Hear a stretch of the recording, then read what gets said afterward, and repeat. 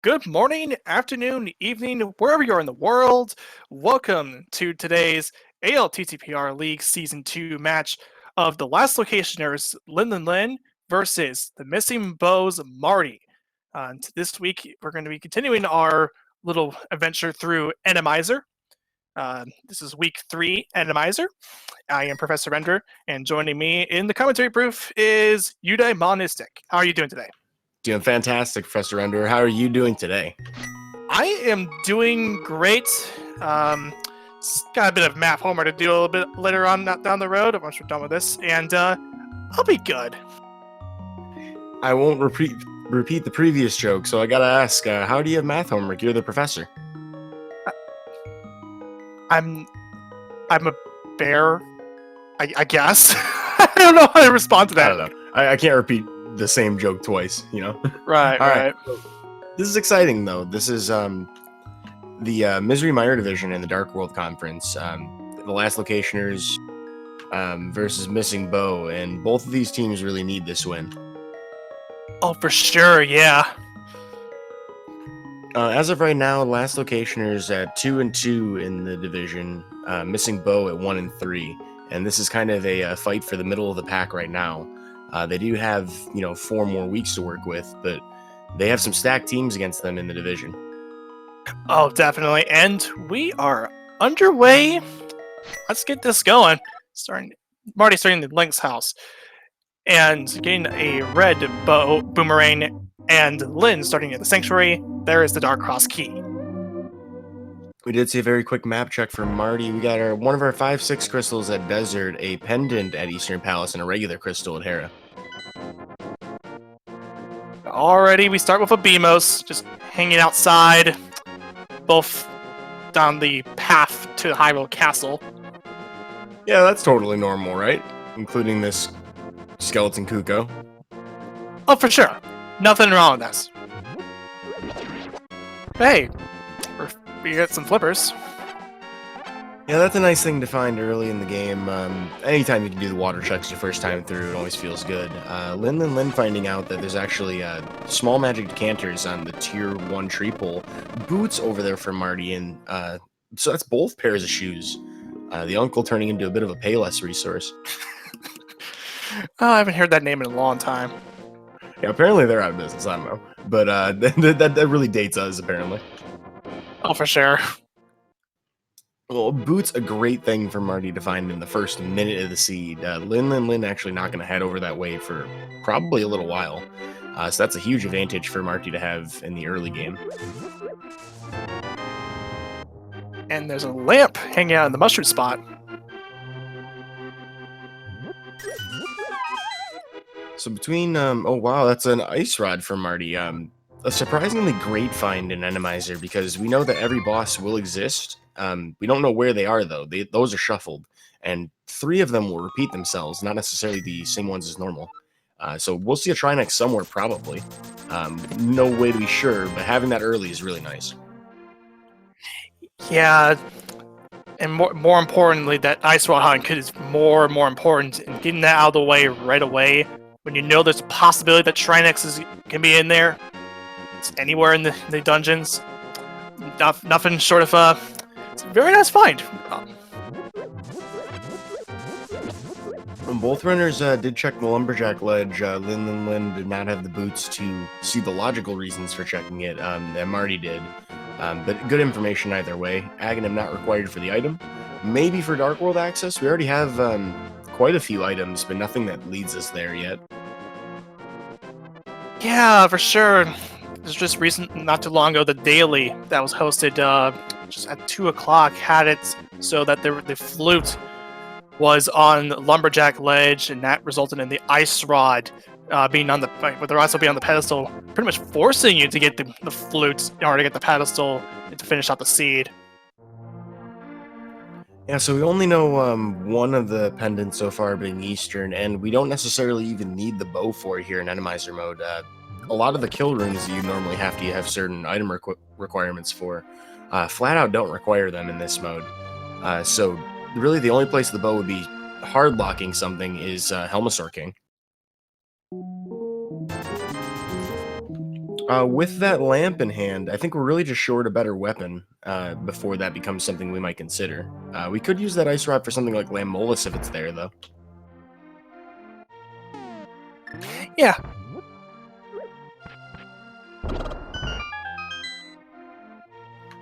Alright, fairly likely that we'll find another weapon before we get there, and if not, probably won't spend that much time in Eastern, or at least we'll clear everything but the boss. We're getting to see the Kakariko checks from both of these runners. Marty having already caught up quite a bit in the same chain that Linlinlin is doing, even though he's already done Uncle. Yo, shoutouts to taking the fish to the merchant. Yeah, giving the fish to the merchant is going to give you a random assortment of items.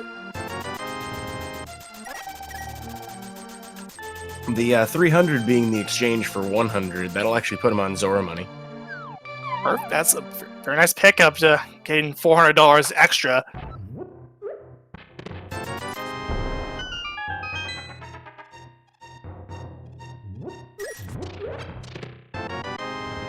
And there's the first sword of the game, hanging out on the bomb side of the well, alongside of a bug net. This is really that first weapon that we were looking for. You know, having at least one sword and Randomizer, kind of a big deal. You need to have at least something to work with all the strange enemies that you can find. With this particular brand or version of Randomizer, you're going to have all sorts of enemies that have not been changed at all. So you'll have Dark World enemies somewhere in the overworld or in dungeons. They'll do the same amount of damage as normal. So having boots and being able to dash through them, or, you know, the sword just to be able to slash at them, essential for survival early on. For sure.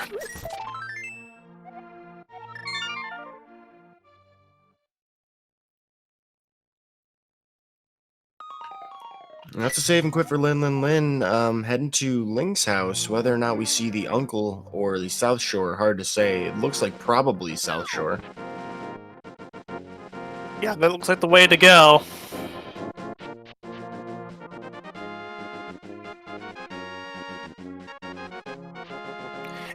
Pretty sure that eventually Linlinlin will just head back over to the uncle, maybe after the South Shore checks. It's highly likely after the South Shore checks, but anything can happen here.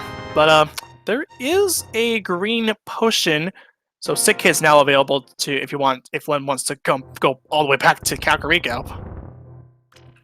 Which, I mean, is something on the table. Probably will not do that until it becomes the last thing, or it has another reason to go back to Kakariko. But, I mean, you could do it. You know, it's on the table. It's something that would be kind of weird, but it could have an item. And if you liked one green potion. Yeah, a bunch of green potions just hanging out there over in that dam section. We ought to call that dam the Billy Mays Dam, just to make fun of the Super Metroid players, because, you know, wait, there's more. I was expecting something with green in it. I can't think of any infomercials they did that have green items, but you know what? They would probably be topical right now. Alrighty, Linlinlin gonna take the opportunity to go all the way to Agina's cave. This has been seen a little bit more commonly recently, although it's still a pretty rare location to, you know, hold the keys to the Dark World. Gonna find today just a full heart container. Looks like it was a Saint card too.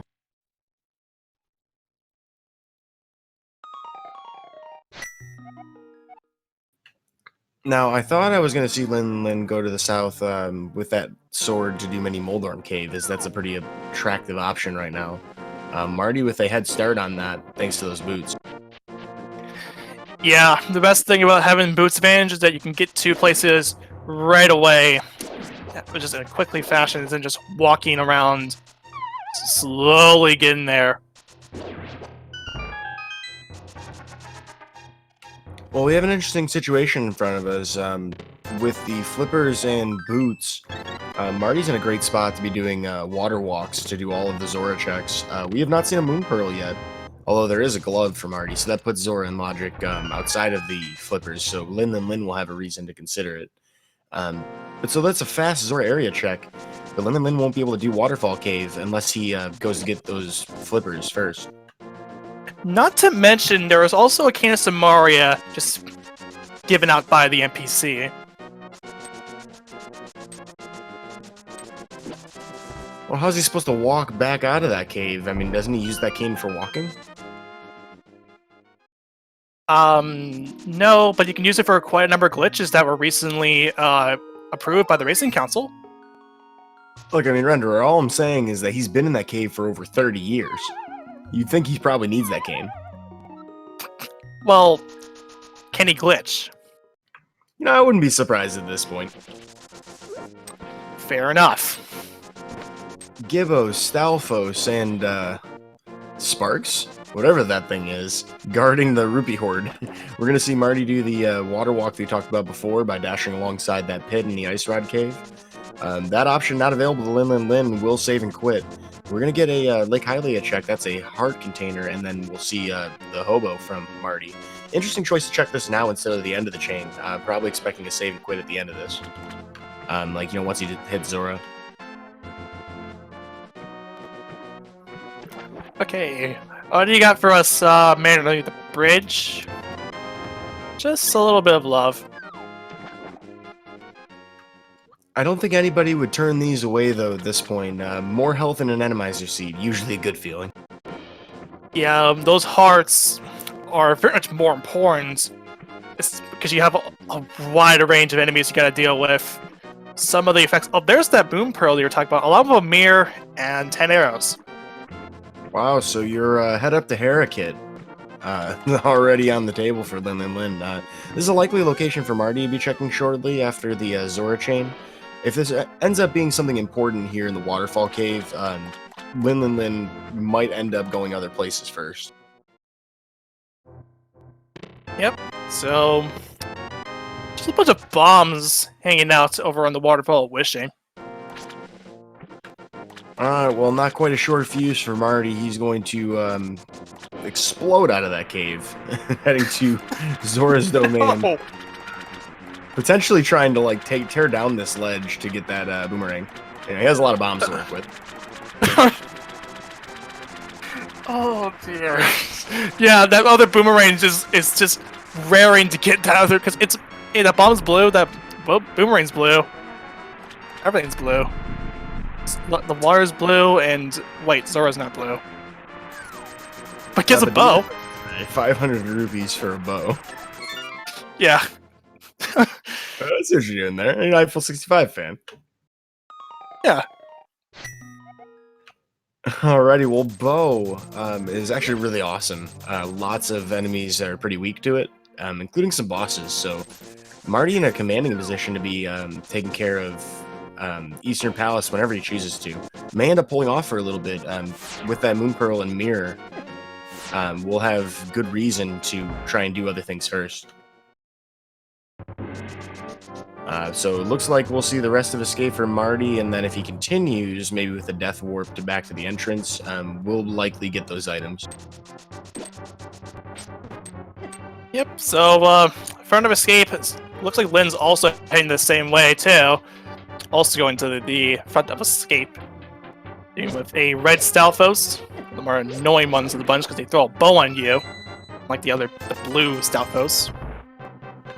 You know, I can't lie, I've definitely said more than a few times, game, throw me a bone. I didn't expect it to be so literal. Oh. Well, that's 10 minutes of boots advantage for Marty, as Linlinlin does head into the escape sequence and has picked up his boots as well. That's a pretty hefty time chunk. Not to say that that's going to save him minutes, you know, hand over fist, but toes over shoes, maybe. Yeah, that makes sense. Oh, there's a Feet Gipto. over souls? But there's that Gipto, that's gonna be really annoying. Yep. As it turns out, they're not that weak to arrows. Yeah, those Giptos do 2 hearts damage, and it's not fun to deal with at all. This will be several spins, maybe even 4 or 5. All right, so it would not be surprising at all to see Marty completely isolate the 2 checks here that he missed. The Gibdo room, which was normally a key guard in vanilla game, and this Zelda cell location. We'll see him get the Moon Pearl and Mirror immediately here. But Linlinlin going to do a check that we probably won't see from Marty until much later if it's required. For sure, Marty heading into the back of Escape, gonna get that Moon Pearl and a mirror.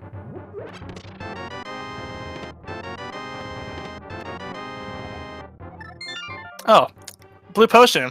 Okay, that's somewhat useful. Did we end up seeing a map in the back of the Escape there? I think we might have it in the Dark Cross. I don't believe... I see a map on through that menu.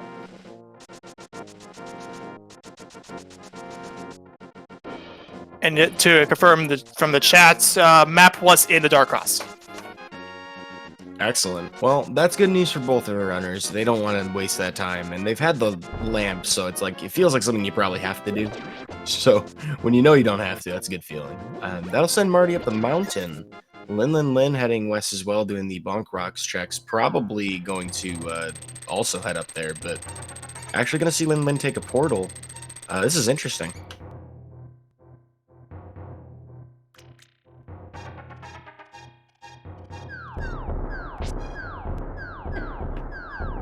Perhaps, oh boy, that's a little... go ahead. No, you first.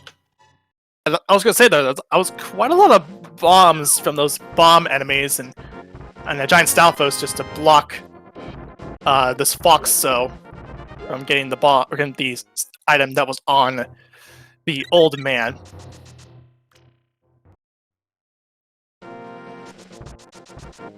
Alrighty, that'll take Marty up the mountain. Cabbages are not randomized, it would seem. Which, you kind of expect. And the dead rock there. There's a shadow. That's not normal.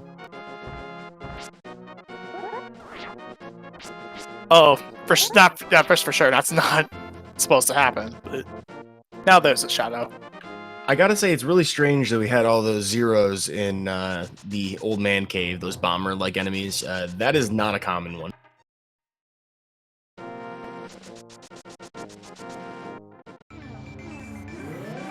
And, okay, Marty is gonna head over to Hera, what it seems like.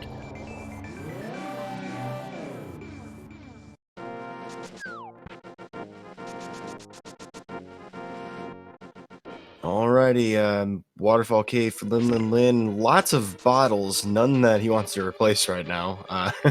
2 of them being green potions and 1 a blue. Marty heading up to the tower now. We'll see what we get from him. He doesn't have a hook shot to do anything like a Herapod, but does have everything else needed to full clear this. For sure, there's that big key in the front. Just now it's a matter of climbing the tower. We did find 1 item to start though, and that was those 20 rupees.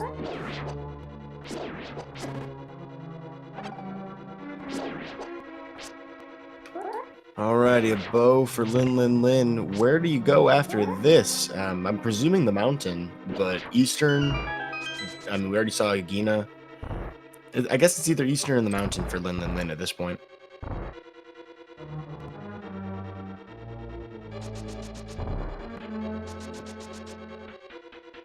Yeah, it's fair to go to eastern at this point. You're able to at least see the boss, and if it's clearable, then hey.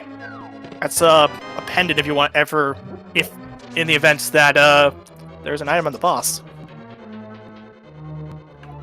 Yeah, it's like I wonder if everybody's just kind of delaying their bosses, because I've seen this across most of this week so far. A lot of people are not eager to go to the back of a dungeon until they have that fire rod and ice rod, just in case you happen to find a cold stare or a Trinex. Certainly likely enough.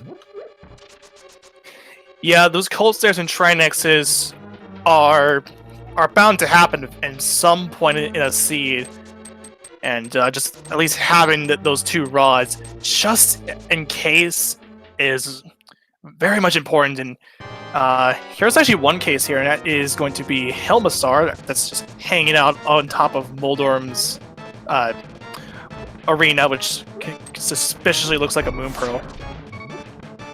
Marty in tough shape right now. One heart to work with. Has to try and get bombs onto this shell, and on top of that, has to dodge everything. And had the bomb up a little bit too much and took a fall. Also, now he had a short fuse. Oh, this is gonna be a long night. I'm certain. I'm sure these two will burn through it.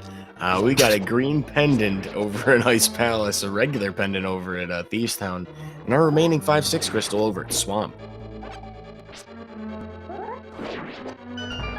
Yeah, apparently a lot of folks in chat didn't realize you could bomb Helmasaur King. Growing up, that was the only strat I knew.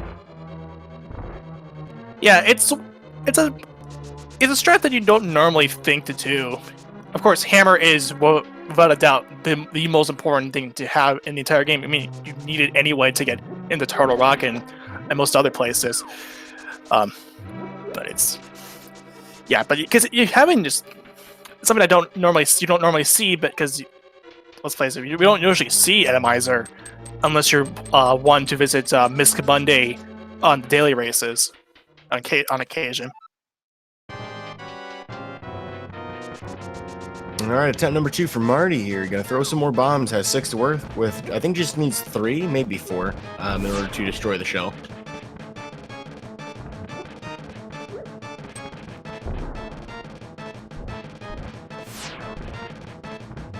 In the meantime, Linlin's making their way up the tower.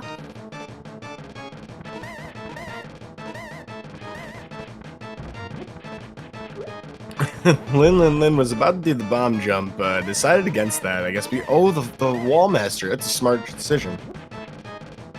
Yeah, get that wall master to deal with, and it will not be fun if you're doing the bomb jump and suddenly a wall master just yoinks you and forces you to go climb up the tower all over again. And, Well, effective use of bow and arrows.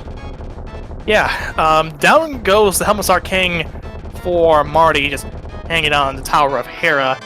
There's that small key, and with that, 20 minutes and 40 seconds in, Marty draws first blood, getting the first crystal of the race.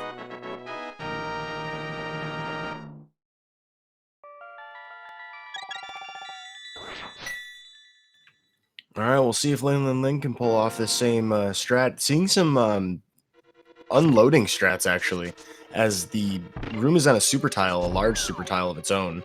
Linlinlin might be using that blue potion early, but so you can actually despawn some of the fireballs, not from destroying the mask at a certain time like you normally see, but by simply scrolling the screen. Helmasaur King usually on a small super tile. Yeah, it's something that you don't normally think about because, well, you're confined to one room, and this is the one time you can do it. Oh, down goes Lin. Well, that's a tough loss. Tough loss to the Helmasaur King to take. Actually, will save and quit out of there. So that's a crystal that we're leaving behind for now. The good news for Linlinlin is if we end up finding that hookshot somewhere else, which probably won't be the basement here. I mean, it could be. Assuming it isn't, then Linlinlin will have the option to Harapot later to try and get up to Moldorm faster. Hey, so in the basement, you're in Tower of Hera. Can't freeze these red guards, but it's gonna opt to just use the red guards to pretty much do what he wants to do and just throw a guard onto one other guard, but can't. But out of range, and Marty doesn't realize that you can't use it. It's gonna throw a pot at it.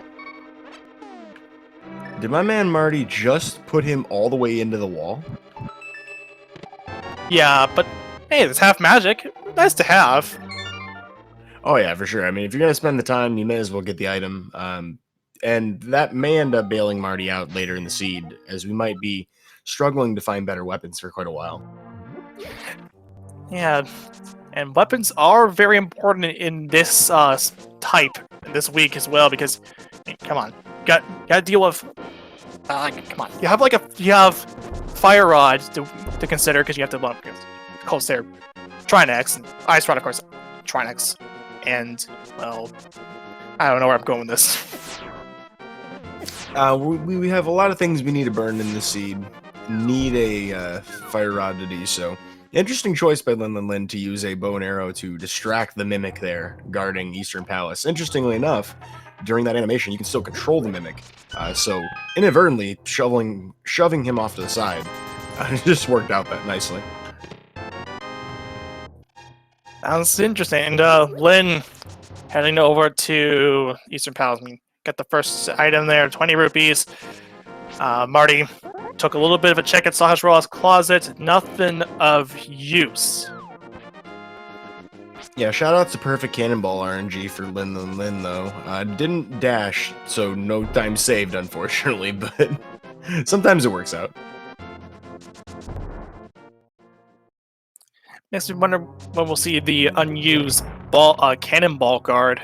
Oh, there's a hammer.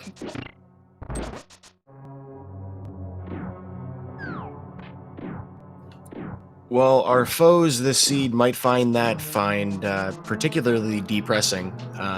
Having that hammer is basically a tempered sword, so they have good cause to feel that way. Oh great. Well, you can't lift things with a hammer, so you can't really call it depressing, but I don't know, I'll work on that joke. There's a better iteration to come later in this week. Okay, fair enough. Fair enough. So that's Tarkle access, and to add to get a little bit, these makes it even more sweeter, make the pot a little sweeter. Master Sword. You don't have to worry about those three. Actually means all three items are just hanging out there in the front of Eastern Palace. Yeah, not only that, but that's our Dark World access. So Linlinlin, nope, and out of there. Has the lead for getting into the Dark World. Still some checks behind on Marty thanks to those early boots, but for all we know, may end up leapfrogging forward here. Does have this switch, so Hype Cave is going to be the start for Linlinlin. Village of Outcasts still on the table as well. All right, Marty gonna get the Master Sword, and he's out of the Eastern Palace because we pretty much cleaned that place out. No problem. Hype Cave today giving us some health, a little bit of money, chest turns for days, and a new armor upgrade. So Linlinlin will get at least some value out of this. A armor upgrade and Randomizer, huge asset. Yeah, it's nice. I mean, the rest of Hype Cave didn't have anything of use. I mean, all those chest turns and some pieces of hearts, and that gave him a refill and a new bar. Yeah, so I guess it's nice and convenient for when you're heading to Palace of Darkness, but beyond that, not a whole lot of value. Yeah, and this makes a lot of sense for Len to go over to Pod in this case, Udai, so... But in the meantime, instead of Palace of Darkness and the Hype Cave start, Marty actually going to head up to the mountain to continue east, so there's a lot of Death Mountain that he can access. The problem is that without that hook shot and Titan's Mitts, we're leaving parts of this for a second trip. However, if both of those things are over here, we'll do everything.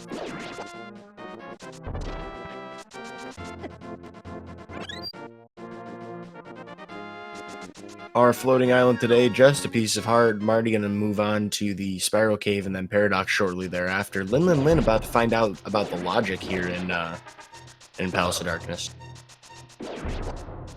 Yep, key logic, no matter where you're, no matter what mode you're playing, except for maybe Ambrosia, which was last week, it's very, very important.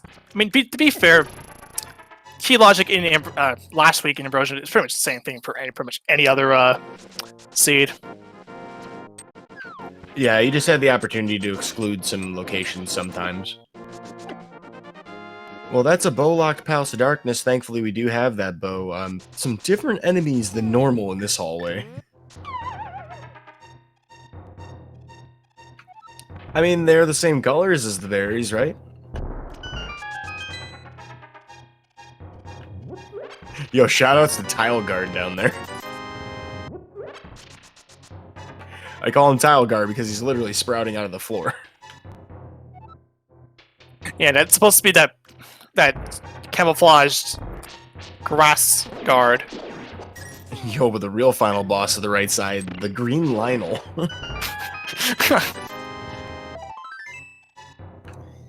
Alrighty, we got a Paradox Cave here for Marty. Not a whole lot showing up here except for the Fire Rod.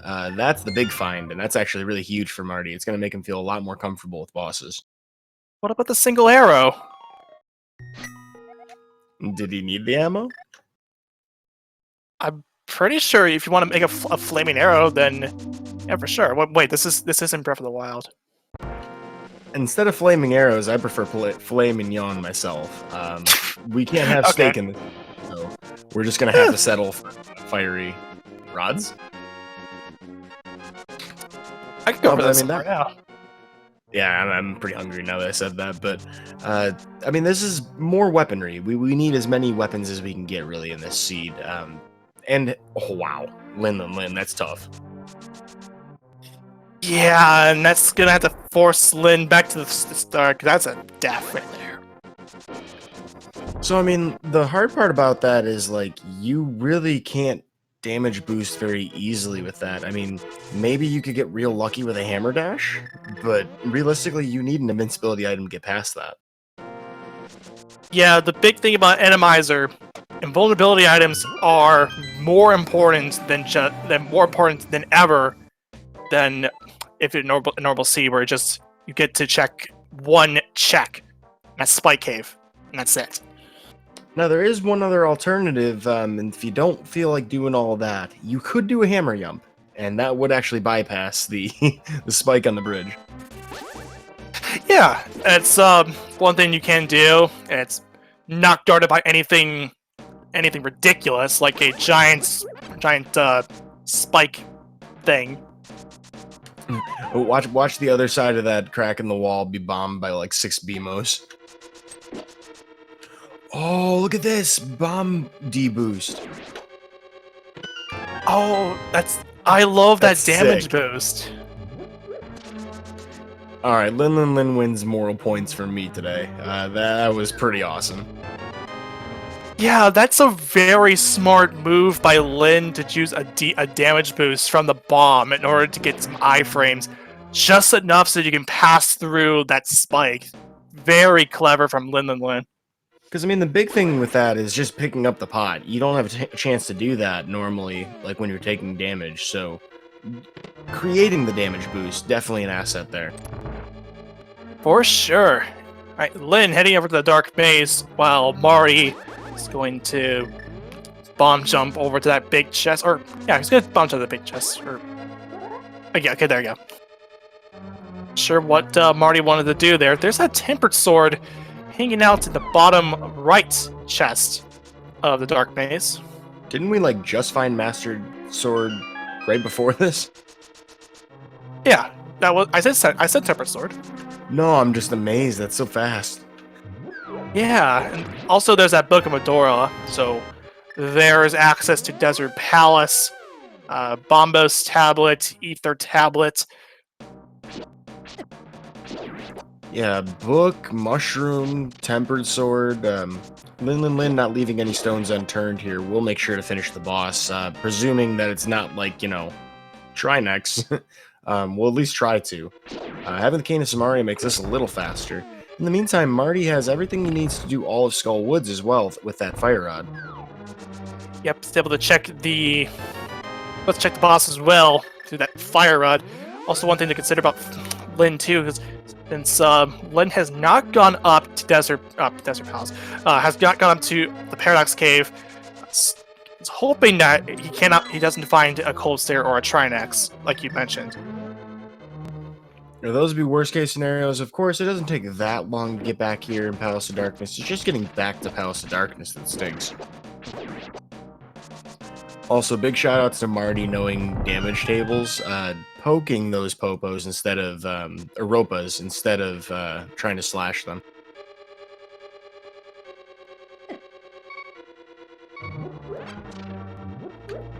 Wow, this item couldn't be any ruder for Marty. Yeah. So going to the check bridge chest, just 20 rupees. Wouldn't be surprised to take a death warp here. Nope. It's pretty nice to get that if you're checking that before Mothula. It's just nice to know that that was the item. You're not going to waste the time after the boss. All right, okay, let's go and check. Lynn's gonna check the boss here, and it's going to be the Armos Knights.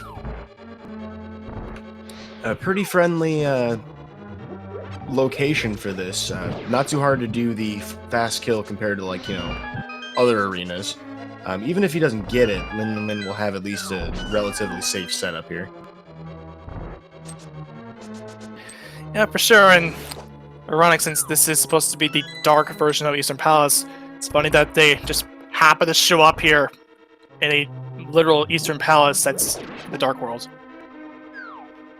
Oh boy, Marty has to watch himself, trying not to get 1.0'd by Spikes or Wall Masters. It's going to be an Argus, which is not completable. Yeah, we need that hook shot in order to get to clear out Skull Woods. Having no better way to reach Village of Outcasts again, Marty will walk all the way back through as we see Linlinlin taking that book, the hammer, all of the things he just acquired, up to the top of the mountain, presumably to also check the Ether Tablet.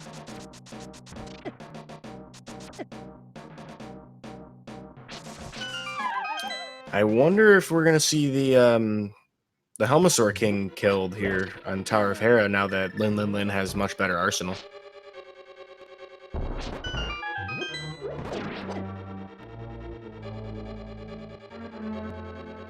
Alrighty, having failed the bomb jump before, Marty's going to take the back entrance for the big chest here.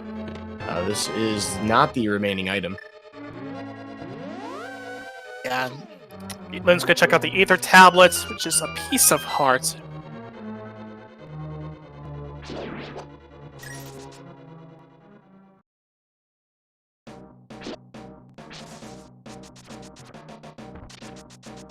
Lynn is going to head over to Paradox Cave and presumably Sparrow Cave.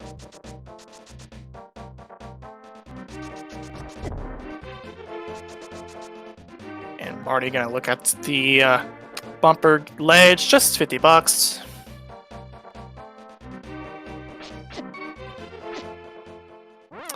That Dead Rock did not want to get past Marty, as it takes a death.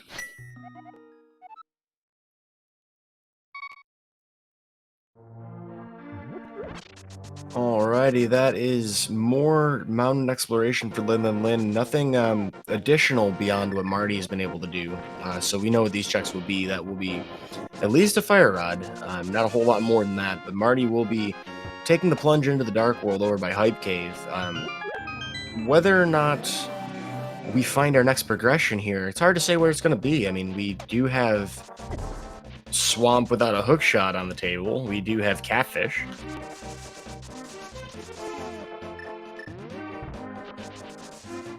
Yeah, that Catfish can pretty much be what am I trying to say? A death knell if it's something in progression, or it could be the saving grace if you finds progression. It's pretty much I don't know how to describe this, but it's very, very. It's a check. Let's keep it as a check. I don't know how to respond to the rest of this. No concerns. The Loch Ness Quake monster may or may not end up being required, whether or not it's a medallion or any other item.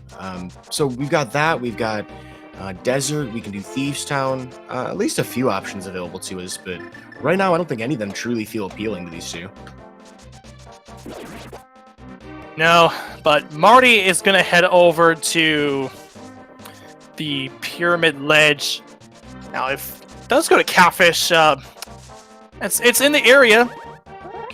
We're able to do it, and it's not too far away from the Pyramid Ledge. And Lynn's going to check out the Sick Kid. It's just a shield.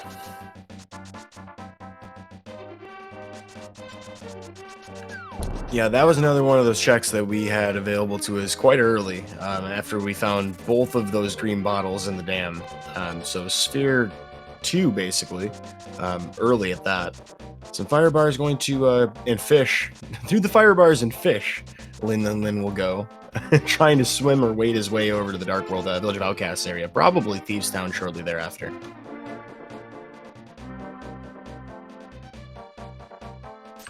And this will be the first new information for a little bit. Yeah, and Len's gonna head to Skull Woods. It's gonna find out eventually that there was an Argus hanging out for the drop down of the Skull Woods boss drop down with the conveyor belts, moving floors. He just had to prove me wrong too. I was so geeked about going to Thieves Town. Yeah, Thieves Town's not a bad choice either.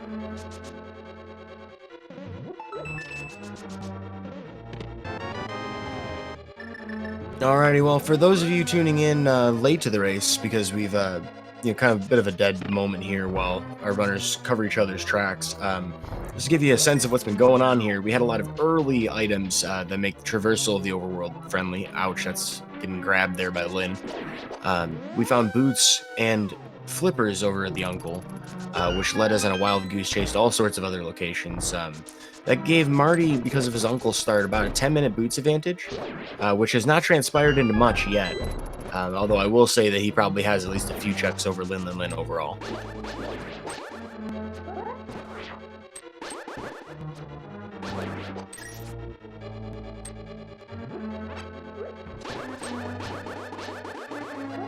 And as we see them cover each other's tracks, a great time to remind you folks, if you haven't checked out these two on their personal Twitch channels, you're enjoying the show that you're seeing today, give them a follow, check them out.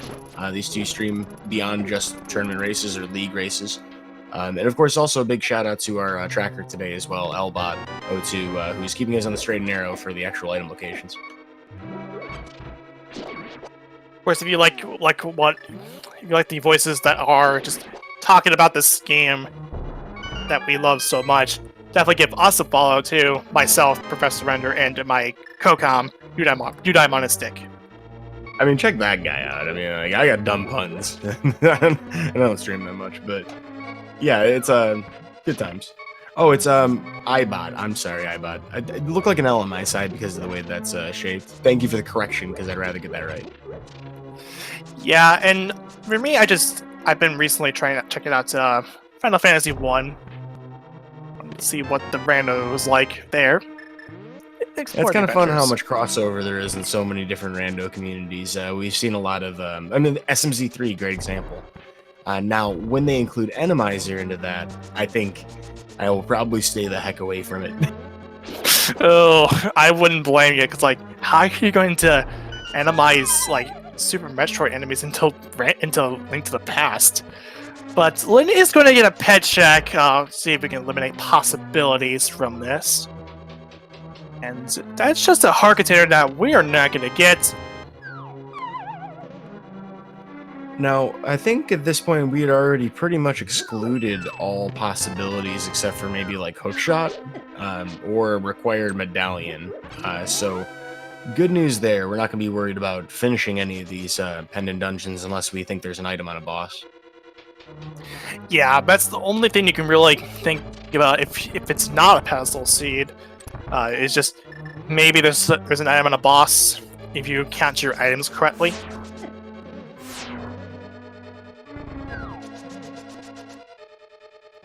Alrighty, well, Linlinlin will be searching and searching and searching for that second item. We'll take some time to get it, but Marty, on the other hand, will be getting his tempered sword here, as well as book and mushroom. We did not see anyone turn in that mushroom. No convenient opportunity to do so yet.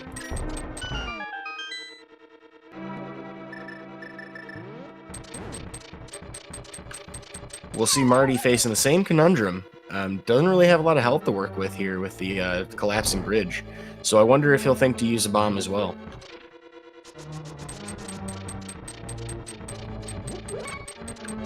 Oh, okay. Just some real smart and handy movement to just take the knockback into the rail instead of off the rails. Yeah, that's one thing you can do, a damage boost onto the rail, and you can just clip into that rail, kind of similar to how the hammer jump works, except you're actually taking damage from an enemy and not a bomb. Unfortunately, Marty did take a death there, so it's got to do it all over again. Yeah, that shadow truly living up to its name, just emerging from nowhere. I guess the light source. Maybe he was looking at the lamp in his pocket and said, you know what, this is a good place to show up as a shadow.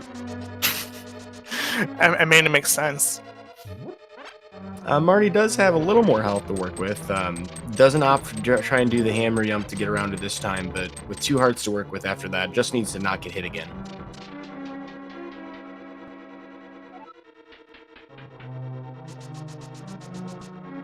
Okay, Linlinlin's going to show us King's Tomb and Graveyard Ledge, 2 checks we have not seen yet. Fair place.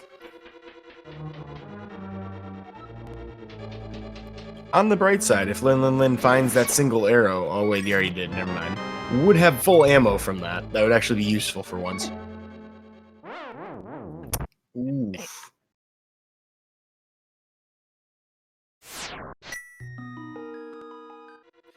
Okay, Lin heading over to that Graveyard Ledge. Yeah, these are, I mean, these deaths that we see from Marty here are opportunities for Linlinlin to catch back up a little bit in some of these overworld checks that Marty had early game. These are not locations Marty's had the opportunity to check either, so more progress that Marty can't speak to, and every time he takes a heart of damage on the way to the back here, it becomes even more likely that he'll spend more time in the back.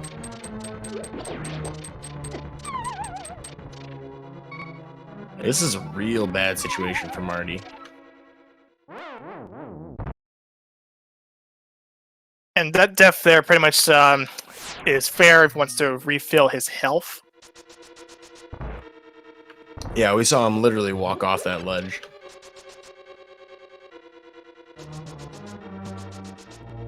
But Lin is opting to check out the mushroom. An interesting tactical mirror bonk. I don't know if does that actually count? Oh wow, no way. Yeah, it does count. It's all really the game just looks for is just if you're outside that screen, outside the screen with the witch. That's it. No, that's super neat though, because that's definitely a setup. That's to try and get the closest possible screen transition to the door. It's really nifty. Already picking up that mushroom, which only turned out to be 50 rupees. And Lin is heading over to Catfish. Yeah, we mentioned before this is, well, the best way to describe it, a check. Not one that anybody really wants to do, in really any context. But being such an out-of-the-way location, this could end up being pretty critical. Yeah, so let's see what our Catfish has for us today. And it's just 20 rupees. Well, it may not have been critical, but maybe it is. I mean, it was a natural 20.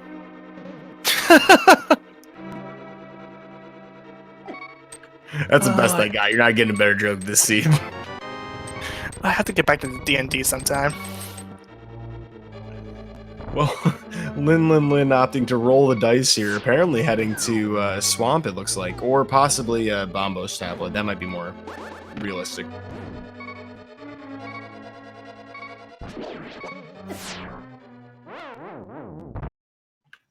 Yikes for Marty, the arena living up to its name. So, okay, I like what Lin's doing here. Gonna route the Bombos tablet before heading to Swamp Palace. Or even Desert at this point, that's also right next door. Yeah, that too. Would have to save and quit in order to get back over to Swamp Palace. If decides to hop off and do Desert. Ooh.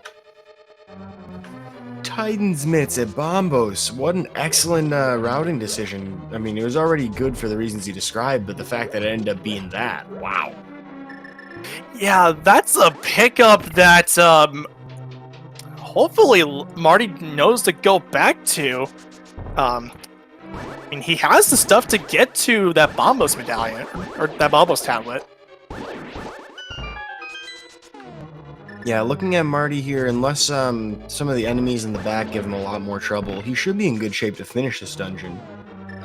Being that it's Armos Knights, at the boss, so we'll probably see Marty choose to do something like this next.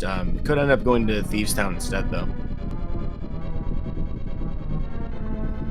Unfortunately for Linlinlin, you cannot step on switches until your iframes expire, so a little bit of a dance, but the Hinox's not going to stop him here. Yeah, so unfortunately, there was no safety in there, so can't leave his friends behind. Yeah, you can dance if you want to, but you're leaving those pendants behind if you have to.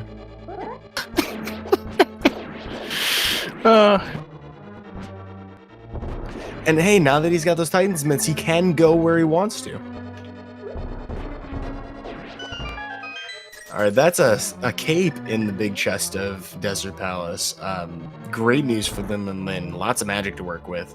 Not quite half magic that we saw from Marty, which I believe was in Hera Basement. So, not as strong, but definitely still strong.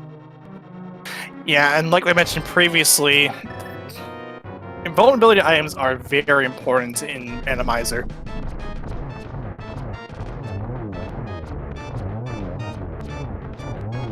Marty missing one shot to the left here to make this a fast kill. Should still get a quick, well, we'll call it like halfway to fast. It was a good fight.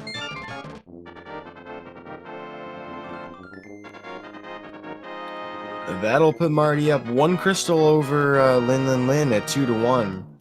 Linlinlin about to finish up Desert Palace here, depending on the boss. Should be able to tie things up pretty quickly. Certainly has an apparent lead with the Titan's mitts.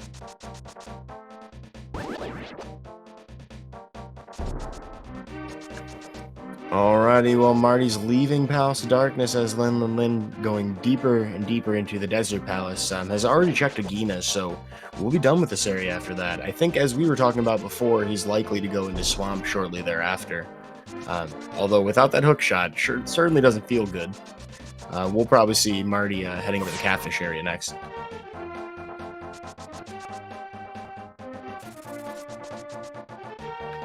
And today, Landmolus 1 holds a Moldorm. A relatively normal-looking Moldorm, actually.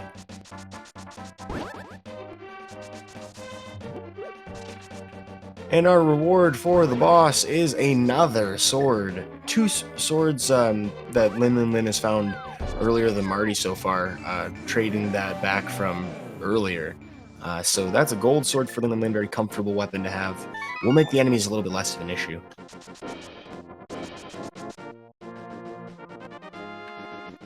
And the crowd goes mild, not too pleased with the lack of additional eyeballs on Moldorm. We see Marty depleting some magic to try and use some green potions, trying to swap up for blue potions. Which, in any seed, blue potions are very nice to have. Yeah, I mean, while he does have half magic to work with, just that extra insurance in case, something goes real sideways. You gotta use your fire rod in a really annoying arena for Mothula or something like that. You never know.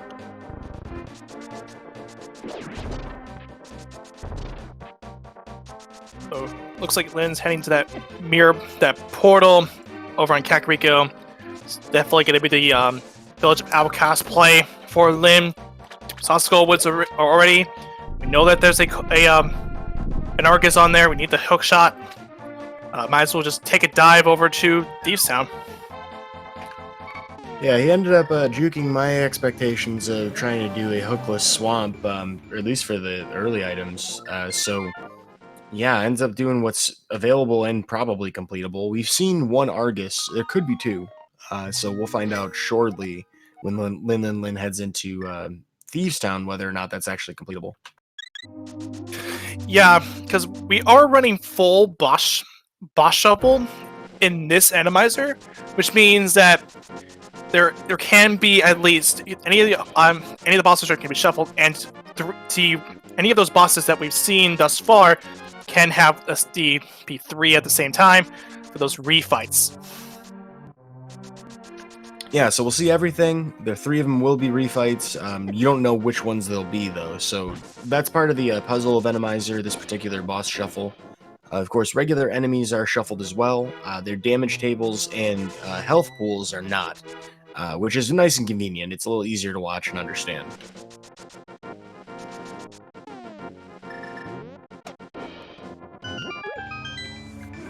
Well, it looks like Linlinlin has all of Thieves Town here to do. Marty going to head over there as well, not having the Titans mitts yet. I wonder how long it'll take Marty to go find that Bombos tablet.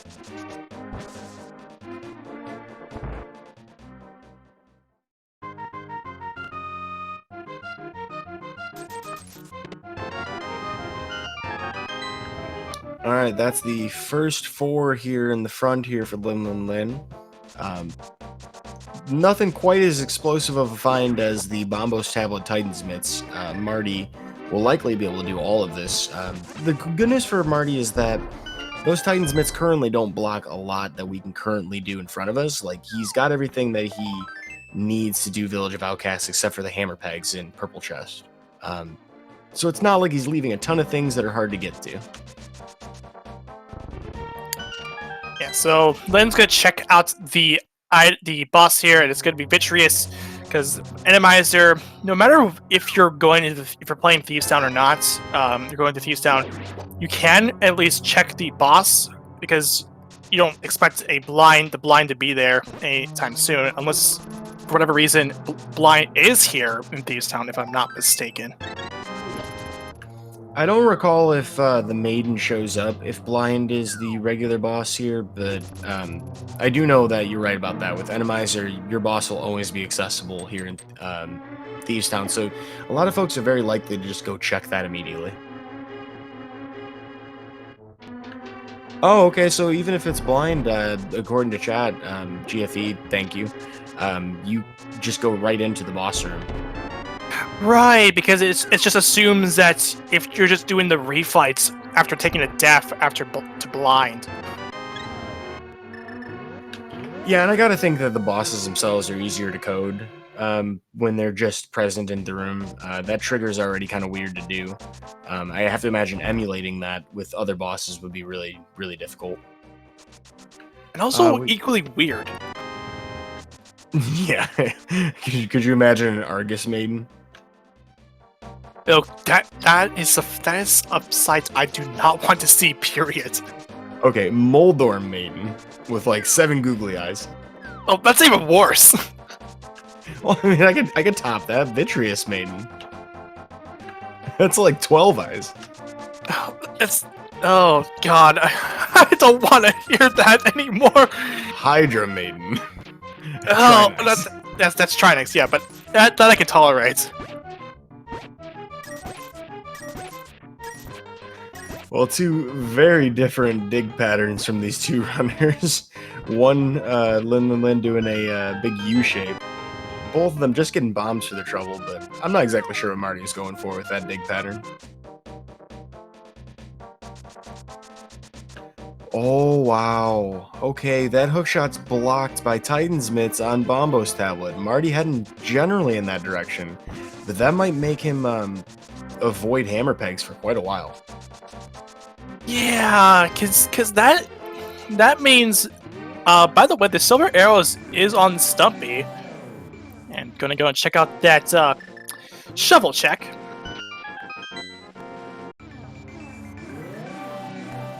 So the hammer pegs outside of the Magic Batcave being a pretty exotic location, really. Not a place that you really want to have on your mind as like an isolated check. If we find the flute, we're very likely to go back there quickly.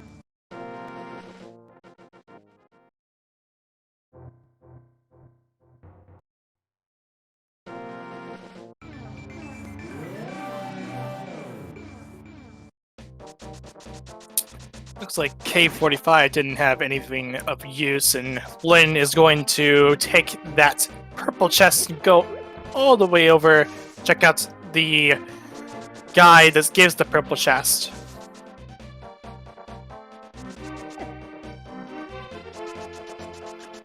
Yeah, completing the entire chain in one go is definitely a good feeling. Now, that purple chest will be taken to the thief in the desert, and that'll give Linlinlin good reason to potentially consider that swamp play.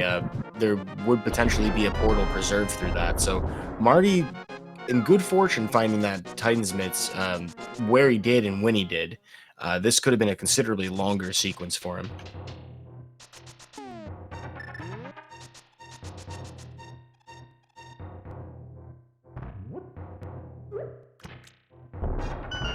So with that hook shot, Lin almost certainly going to be heading to Swamp Palace here. This is the best time to do it once you have that hook shot and great weaponry to work with. Um, Denied a screen transition by a dead rock in a very weird place. And if you're wondering, wait, he forgot the purple chest. Well, the game's buggy. It's weird. For whatever reason, this counts. Yep. Yeah, because for whatever reason, standing next to the guy with the purple chest, when you have the purple chest in the dark world, it only just checks for one frame. Looks like it checks for one frame in order to just see if you have the purple chest or not. And that one frame apparently does not get counted. So if it does get counted if you have the purple chest next to you, but if it after the second frame it says, oh, you don't have the purple chest, then that's where that says, okay, you need to find the purple chest. It's like it's that follower flag or something like that. Yeah, that the first it doesn't apparently that follower flag with the purple chest does not get set until that second frame of you mirroring from the dark world into the light world, so you just get the item right away. There are quite a few things actually in this game that work that way. It's kind of like how the splash routine determines whether or not you have flippers, and you have like one frame of the ability to screen transition and fake flipper from that. So 30 years later, we're still finding things out about this game. It's pretty fun. Yeah, like I mentioned a little bit earlier when we found the Can of Samaria, there is actually some new glitches that were recently discovered and approved by the Racing Council. And one of those glitches is here in Swamp Palace, over on Linlinlin's side. Yeah, so we might have a chance to see the fabled new Diver Down. Not sure how I feel about that name. Kind of a strange thing to say, really, but a cool name other than that. Basically, we can take advantage of either bombs or Cane of Samaria to bypass everyone's most hated water puzzle. And actually, this is like something that I think the community's been looking for like decades now, because this dungeon stinks without it. Yeah, with Diver Down, you're able to skip the third water switch that you need to pull in the vanilla game in order to drain the water in order to progress further. You can just get access to the flooded chests right away.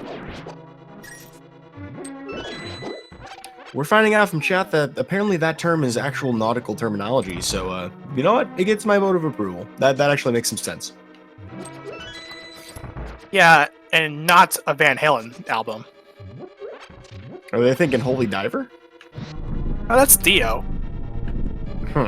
So it was me, Dio. So, Linlinlin not opting to go left side swamp at all right now.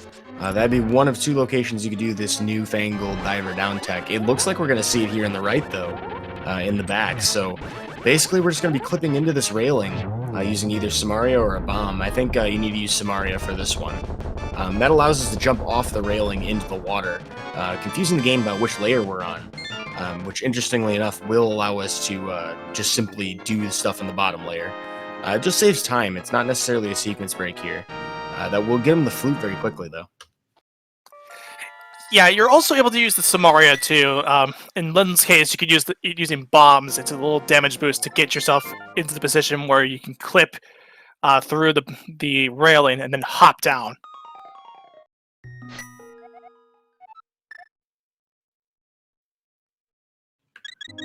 Alrighty, so with his Samaria-less strat, which you can do it with either.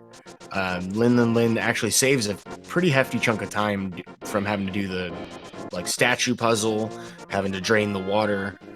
We'll find a cold stare here and has everything he needs to do it.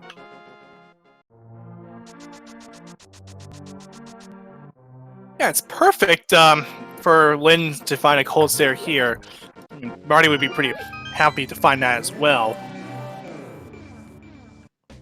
Yeah, Butter Sword, lots of magic, plenty of potions. Marty will have even more Fire Rod at his disposal. That Swamp Palace taken care of. However, there's the left side we did not see at all. I did not keep track enough of the item counts to know if we excluded anything, but I think we're probably skipping at least one.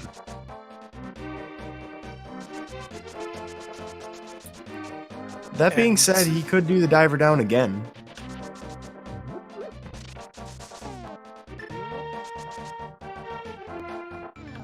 So, taking a look here, Professor Renderer, I think all we really need are medallions at this point, isn't it? Yeah, we're just looking for medallions, and we don't know exactly what medallions we need because we not went to the Mire area. We just found the flute, so we'll have access to the Mire area as soon as Linlinlin activates it.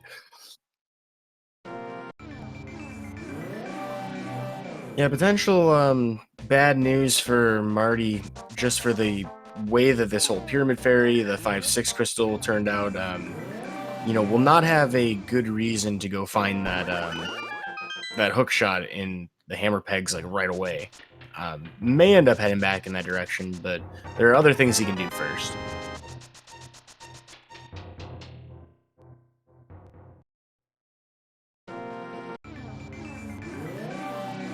All right, any coins here in the other kind of well, I guess.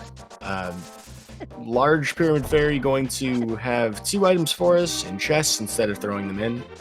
And of course a potion refill if we want it. Nothing of value in the front of those 2. We'll see what we get from the fairy.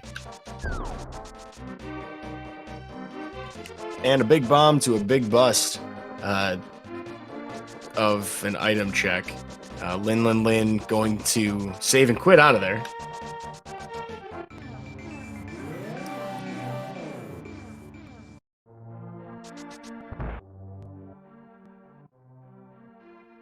In bus, as in what I think you said.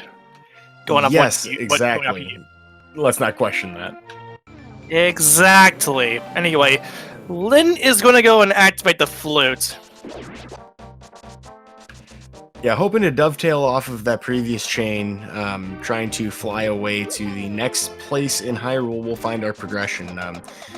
At least 1 medallion required. We don't know about the Turtle Rock entrance or the Mire entrance yet, but we will probably find out Mire shortly.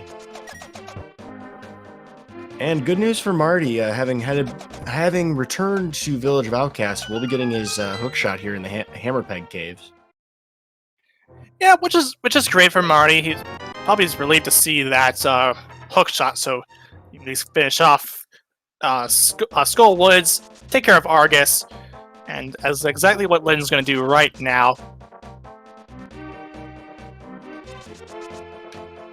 Marty gonna head a different direction. Kind of surprised by that, so he's gonna do the Smith Chain, which I think makes sense given where he's at. Unfortunately, we'll not be able to do it with the flute.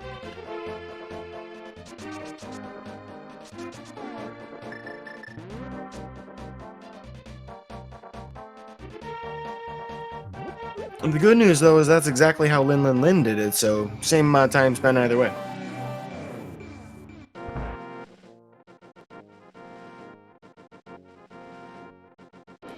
Alright, we are charging, barreling, destroying everything. Seed. Skull Woods here for Linlinlin. We'll also have Tower of Hera and the 2 medallion-locked dungeons remaining. So we're kind of getting down to the nitty-gritty. I'm starting to think that we might see the same medallion required twice.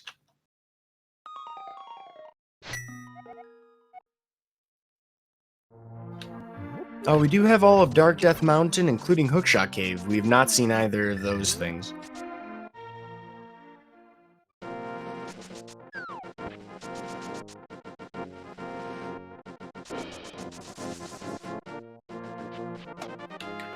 Now, there is some opportunity here for Marty to potentially swing this in his favor against Linlinlin, as we see a very frustratingly laggy Argus fight. If Left Side Swamp has one of these medallions, Marty might be able to find that where Linlinlin would have likely last location.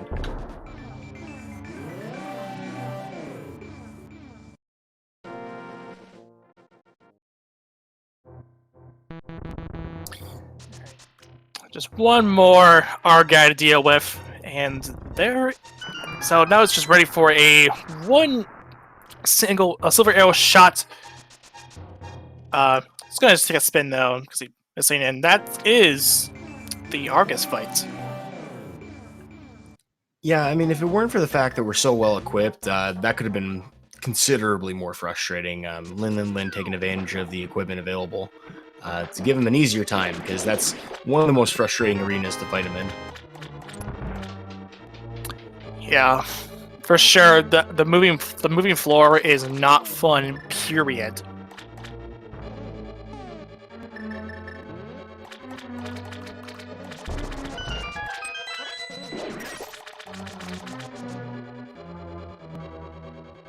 Lynn's going to head to the Mire area.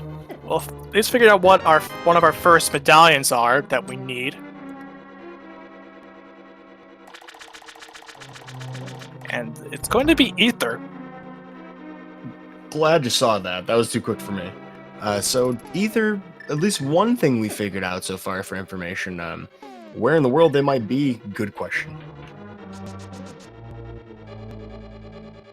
Certainly not in the Mire shed. That leaves us Checkerboard Cave and nothing else over here. Dark Death Mountain likely to have pretty much everything we need right now. Yeah, for sure. Ice Palace is another option too. We can at least enter it.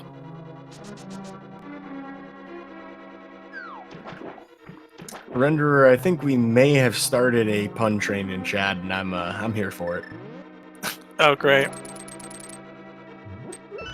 Highlights being the Argus fight. It was well Argustrated. That was a pretty good one from Technolink. Let's see here. Apparently that joke really bombosed, according to Tesla Coil. Oh boy. I gotta credit them, because those are not my jokes.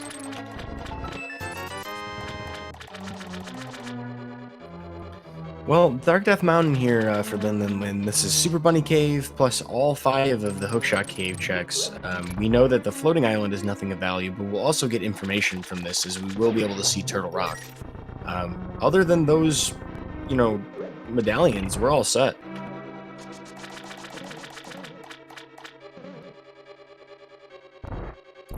Yeah, and Lynn heading over to Super Bunny Cave. But Professor Renderer, why did they call it the Super Bunny Cave? Because if you don't have the Moon Pearl, because you'll be in a bunny state, right? But if you fall down a pit, or do a mirror as while you're going through a door transition, you can and do it at the right time. At the same time you go through the door transition, you'll enter a state known as Super Bunny, where you can pretty much do the same. You can check chests as if you were Link, just normal Link in the Light World, or with Link as with the Moon Pearl. Yeah, so that's actually considered within minor glitch logic. So I mean, like that's something that is a sequence break technically in logic if you had it in the situation with the seed, but could very well be an accessible location people forget about if they come up here without a Moon Pearl. So good news and good information for those of you out there who might consider that for another time. Double Ether. So that will be pretty easy. Just find an Ether medallion and you're good to go. We get to see a cold stare fight here from Marty in Swamp Palace as Linlinlin exhausting remaining checks. We'll be heading to Tower of Hera basement, it looks like, to get the half magic. And I don't think he already did Ether Tablet. I know that Marty did do Ether tablets, but Lynn has not. Yeah, so Lynn had the opportunity to do a Herapod if he either one felt comfortable with it or knows how to do it. I don't know. Knowing how to do Diver Down probably does know how to, but just going for the safe choice here, climbing up the tower naturally. As Marty saves and quits after leaving Swamp Palace instead of doing the Big Bomb, which is an interesting choice. Oh, Chad notifying us that there's a wall master on the first floor. Yeah, that's a good reason not to do Harapot.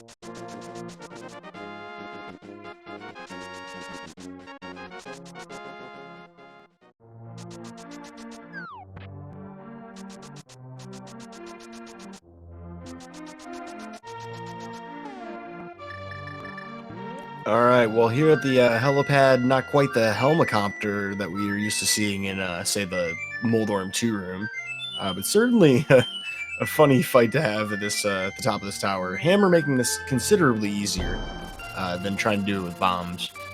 And this setup, this RNG, isn't that bad either.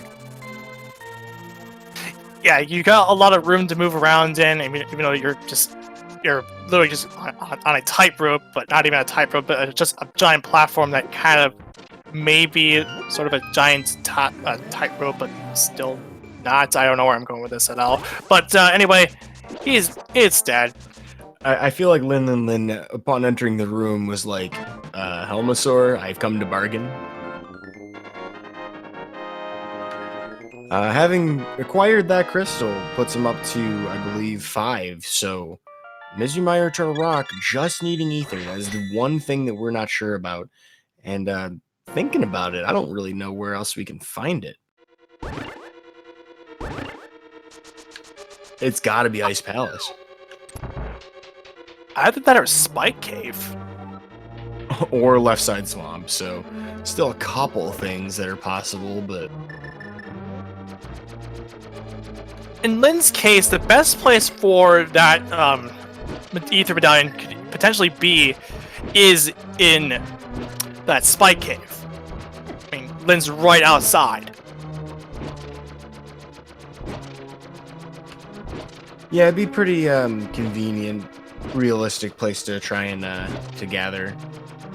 Oh, did we ever actually see the Eastern Palace? All the items in there. We got 3 in there, didn't we? Yeah, in the front, the first 3 items were in the 3 items were in the front. Yeah, so we're not coming back for that boss no matter what. Yeah, because it'll just more likely have a dungeon item, and we're not really concerned about that at all. Big key is going to be in vanilla, and either compass or map is going to be in big chest, and then the same thing applies for whatever the boss is. And yeah, this is going to be the Spike Cave play.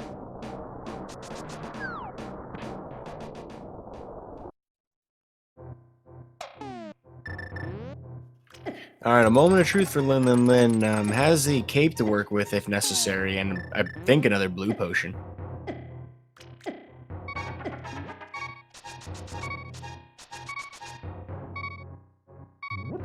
Is this it? No, but it's a health refill right at the end of Spike Cave.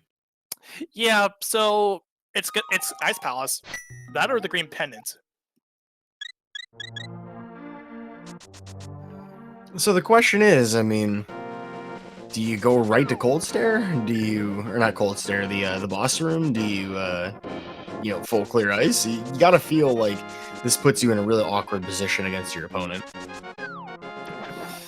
Yeah, green pendant, Ice Palace. At this stage of the game, it's fair, but honestly, it doesn't feel good for Lin. Because, I mean, at this point, you've looked everywhere, and no luck has been found.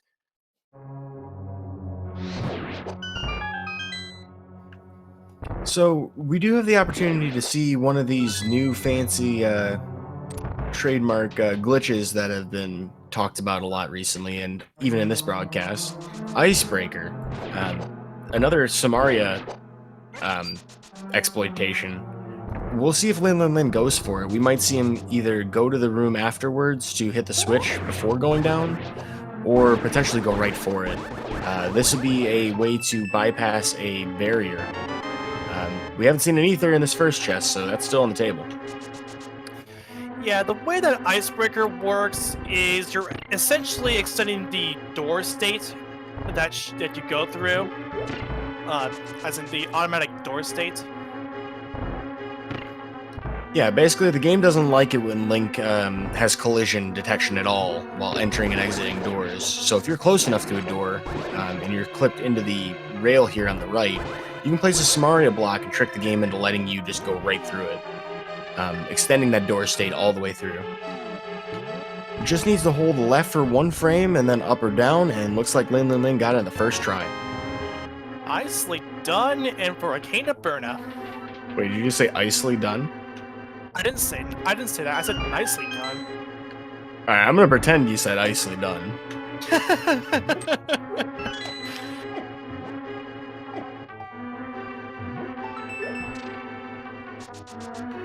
And gonna go all the way to the all the way down from there. So you get the vanilla big key location first, which is really strange for Ice Palace routing for anybody who's done it for years, the other ways.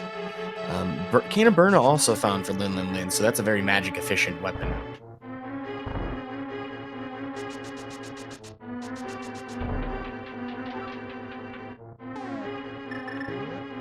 And I believe that was all 3 items.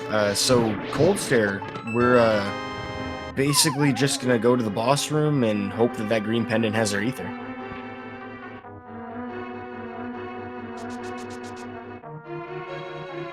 Or unless Linlinlin here does not realize how many items he's already found. Well, considering that we did do Icebreaker, we do have to go and flick that one switch. Or wait. Oh, okay, so you could get the big key or hit the switch before doing Icebreaker. One of the two will get you to the boss. Fortunately for Linlinlin, the iced tea room bailing him out here, it's pretty easy to get back from there. Right. It's one of the caveats with that too is that you're not able to press that switch to hit the switch and do Ice Palace bomb jump and to make the dive into Ice Palace a lot more quicker. And yes, well, Icebreaker is a really cool trick. That is one of those. It's arguably, I think, a little bit slower. There's certainly some extra thinking on your feet you gotta do. You gotta be ready for just about anything. Now, the good news is that Linlinlin did have a Kana Samaria, hence doing the, Icebreaker. So we still have an option for hitting that, switch on the floor right before the boss fight. So we get to see this boss here. Will it be a refight? Will it be something new? We're gonna find out here shortly. Well, he went in there blind followed, and we are blind to what the actual green pendant will give us, so this feels appropriate. I'm blinded by that so much. There is a lot of light in this dungeon. I mean, somebody's got to work on the contrast. This is not exactly good engineering. That goes blind! Well, I guess it doesn't matter. It's blind. Well, green pendant acquired. Linlinlin almost certainly heading immediately to Sahasrahla.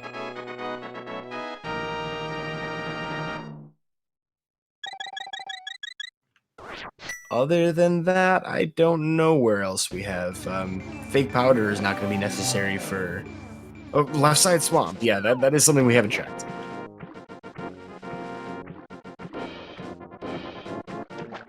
Yeah, left side swamp is still an option. Lin opted to not go there after they were done with the boss, which was Cold Stare.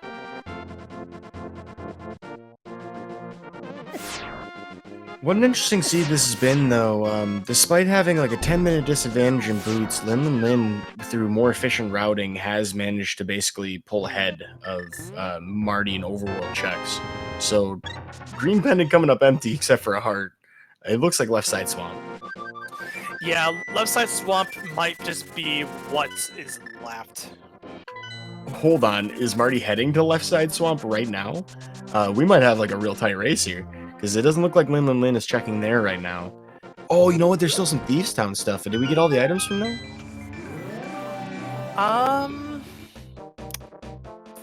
Thieves Town big chest? So we have found how many items in the front? I don't think we found everything. And it looks like Marty still has more overworld to do. There's still the big bombs, so maybe not Swamp yet. And I don't even think he's actually been up to see Turtle Rock's entrance. Or no, he has. Yeah, he already did the Hookshot Cave. As our tracker is pointing out, we found 3 items at the front and a map of the boss.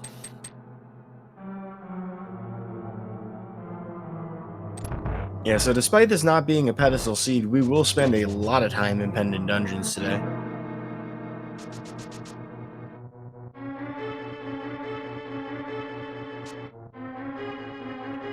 Person in chat asking about skipping a chest and escape. Marty did miss the Zelda cell check, as well as I believe the key guard right before it. But none of those were required, so we might see Marty check those after this. But we know that it's not going to be necessary.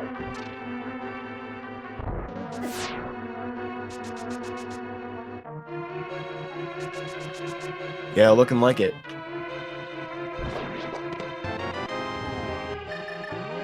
And there it is.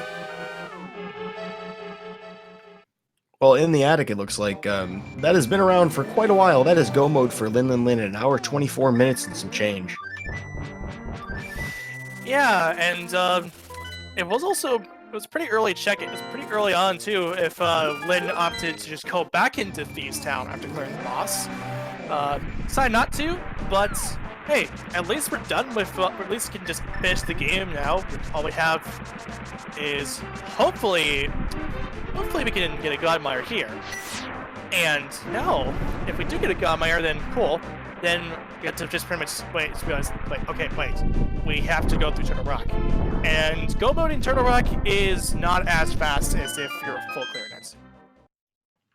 Yeah, I was gonna say it's an interesting scenario that we could have completely avoided this Ice Palace. And you know, if Linlinlin ended up losing on this, would end up feeling pretty bad. The good news for Linlinlin is that acquisition of Ether is something that Marty is going to be checking all kinds of stuff for to get. I don't anticipate that Marty will go left side swamp before checking the attic of Thieves Town, but if he does, I mean, that's a pretty hefty lead to try and catch up to.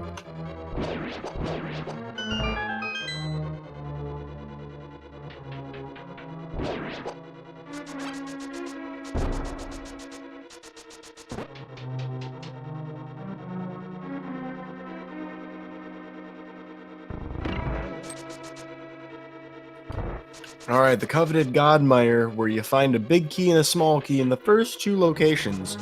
Will it happen today for Linlinlin? Absolutely not.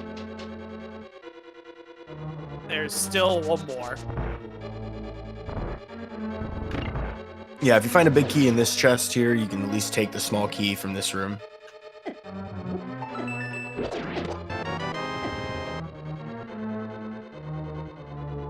Alright, we're forced to go through Misery Mire.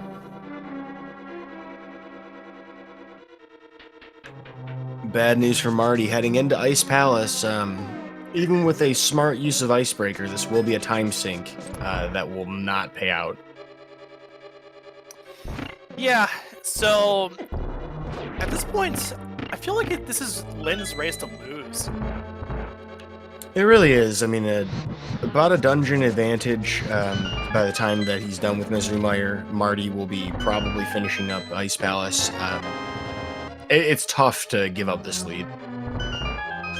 Now, here's the thing, though. Randomizer is not your standard fare when it comes to GT, when it comes to these dungeons, you know, remaining.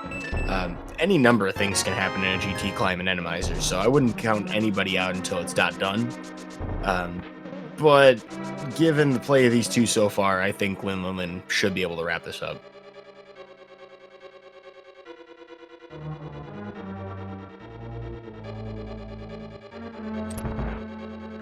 Nearly 1:30 in, 5 of 7 crystals for both of our runners. Just one item separates them, and that item is an essential one. The Ether Medallion having been found in the attic of Thieves Town, giving Linlinlin the advantage in the edge. And the ability to even go check to see what this boss is. Trying to think of the bosses we haven't seen. Probably a Lamolus here.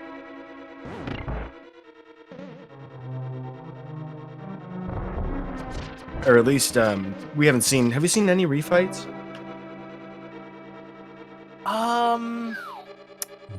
I don't believe we have.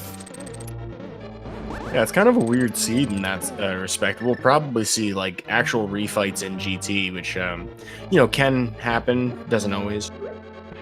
And our tracker is confirming that we have not seen any refights. Yeah, big thanks to iBot for keeping us on the straight and narrow on that stuff. Sometimes you just need a sanity check, and I don't feel like it's fair to Professor Renderer that he has to rely on me for that sanity. I mean, I put up with you for like nearly an hour and a half. We've made it 90 minutes. Can we go, like 120 if we have to? Yeah, but I got to do some stuff after this, so... There is a refight, though. That was Armos Knights. Silver arrows at Linlinlin's disposal. Much faster fight this time around. Absolutely roasting the Armos Knights in their armor. That's crystal number 6. Linlinlin just has to climb the mountain, head to Turtle Rock, climb GT, and kill the pig. And that'll be it for last locationers to elevate themselves to 3 wins with 9 points. Marty hoping to hold on here, keep Missing Bow in the division. With a win today would give him his team up to 6 points and 2 wins total.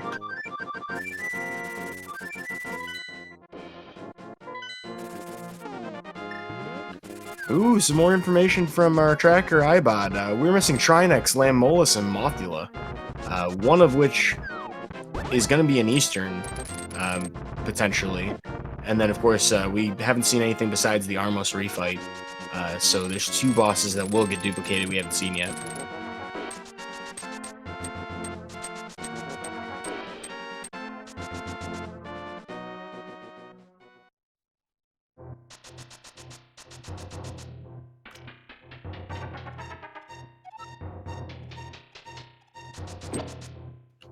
One thing I think we've been sorely missing this entire seed is that powder. That's a safety that we just have not had access to that I think both of these runners would have really appreciated.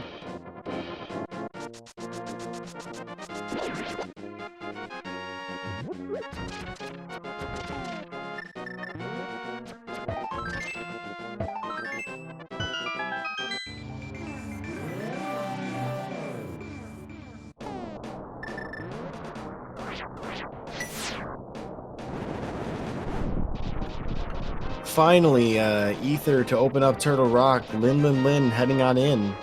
That name worked out nicely for that. Gomo Turtle Rock, you can save some time. I don't know how much time overall. It depends on the key layout. We might be able to skip one really annoying check, and maybe the parts of the laser bridge.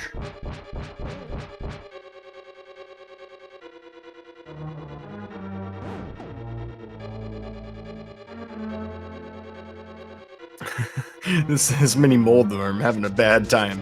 Or maybe he's hovering.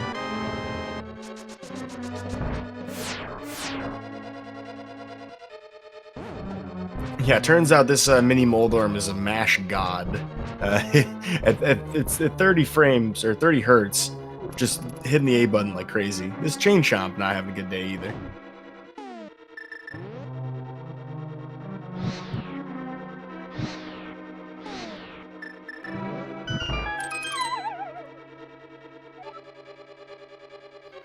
Alrighty, Marty heading deeper into Ice Palace, taking the long way, it looks like. I didn't follow the entire route, but that didn't look like a fun way through. I should be able to head down to the boss here pretty soon. The blind fight, of course. Marty is also blind to that fight, so doesn't have to worry about equipment, though. We have something for everybody.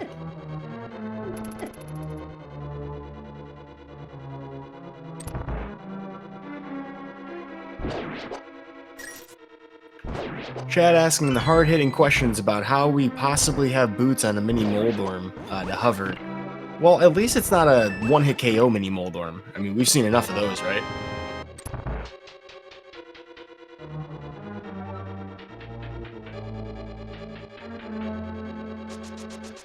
Blind fight here for Marty. Pretty standard fight overall. Will be a little off script, but plenty of health to work with. Great weapons at his disposal. Has no problems in this fight.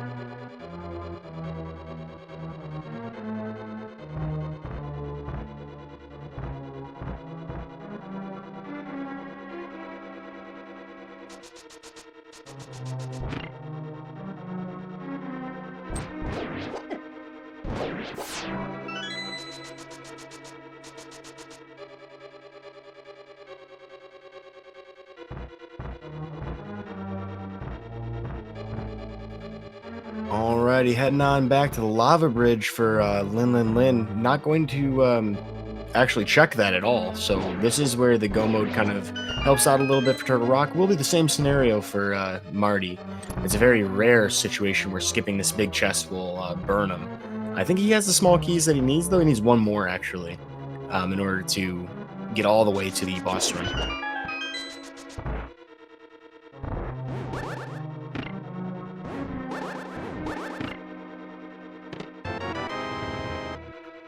No key in that chest. It would be very inconvenient if Linlinlin has to go back, because mirroring would actually not take you back to the big chest.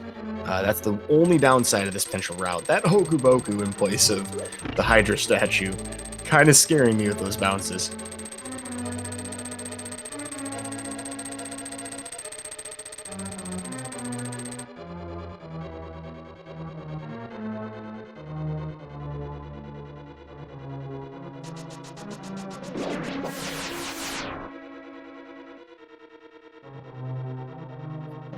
Alrighty, looks like unfortunately I have to lose Professor Renderer here on the commentary, so I'll be the one closing this out. But a big thanks to Professor Renderer for joining me for this broadcast, and if you haven't checked out his channel, go ahead and give him a look. It's pretty cool, dude. That is a key on Laser Bridge for Linlinlin, the go mode route working to its maximumist extent. We have just one boss separating us and GT, so this is a great time to bring up a game we like to play, because I'm sure this boss isn't going to take that long. I'm going to throw out the guess thing now. So 22 locations. Once you see the command $start in the chat, go ahead and get your guess for where we're going to find the Ganon's Tower Big Key. 1 through 22.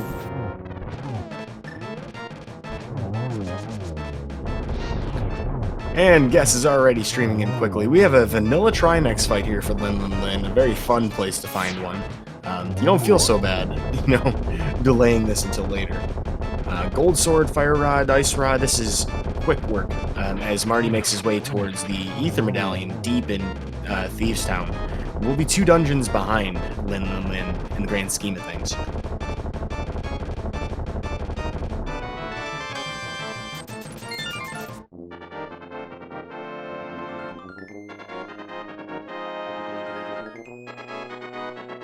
All 7 crystals for Linlinlin, the last locationers living up to their name in this seed, actually.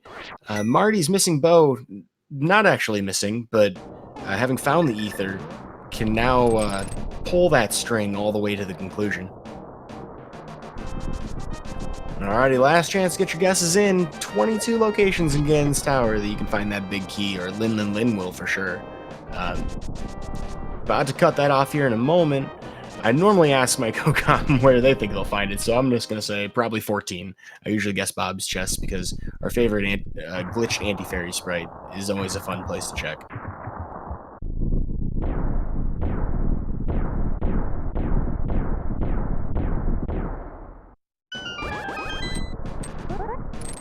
In the meantime, we're going to see Marty heading into Misery Mire at the same time.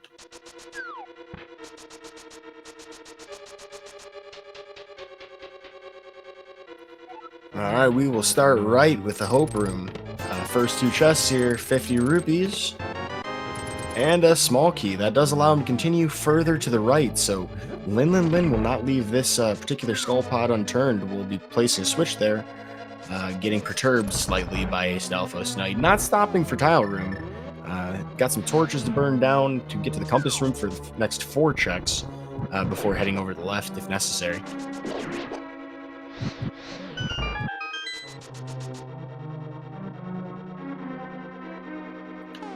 Getting an Igor, which actually will require our bow. Although I guess you don't technically have to kill it.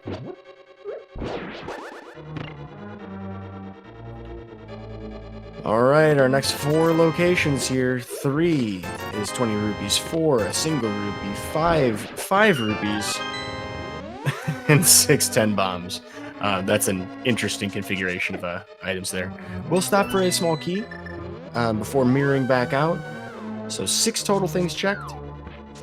Full left here from Linlinlin after that.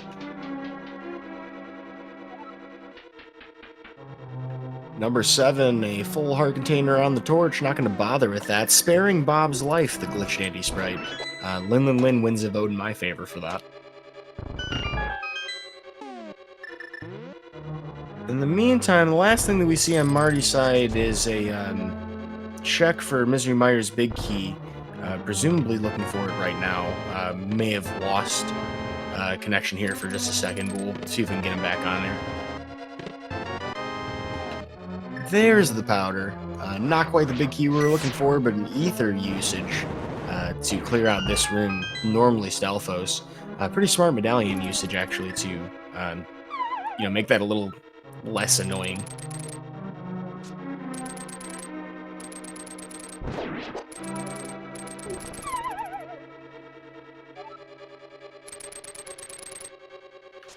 So I think that was like 11 checks. I'm bad at math. It was a calculated count, but I'm bad at that. So this should be 12. To answer a question in chat, can an Randomizer seed create a bow requirement where there's not supposed to be a requirement? All kill rooms that have doors that open from kills have to be sword clearable. You have to be able to use any kind of generic weapon for it. You cannot have a bow-locked room in that sense.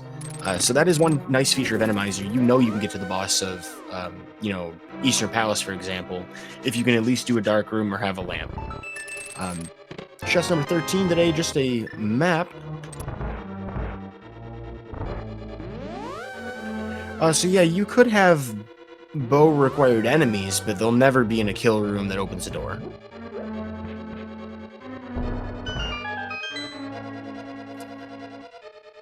Alrighty, so we have seen 12 locations, if I'm not losing my mind here. 13 is bombs, 14 compass, 15 10 arrows, and 16, please somebody double check my math, 16 are big key. That's enough for Linlinlin to head up to... Okay, so it was 17. Thank you. This is why we have chat and a tracker. I bought the victor of the Gans Tower guessing game. I'm pretty sure the last time you tracked a race I commentated, you also won it. Congrats on being the best guesser. And the crowd goes furious. Alrighty, well, Linlinlin heading up the tower now. No word yet on Marty's stream. I'm assuming just a slight disconnect. I had that happen to me in a race recently, actually. But using the ether to clear out some of these early rooms that are frankly a lot more annoying in Randomizer than they are in vanilla.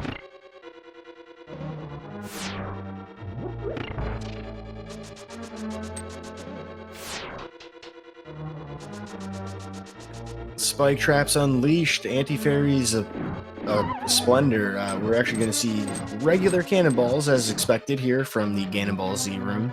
Linlinlin taking some invincibility frames to try and dash through those. All popos here in the first room of the gauntlet.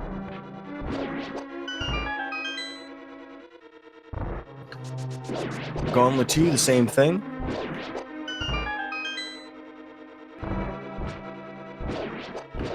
Gauntlet 3, the same thing.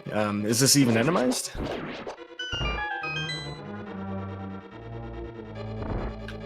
I gotta say, this is probably like the nicest enemy configuration for a gauntlet I've ever seen.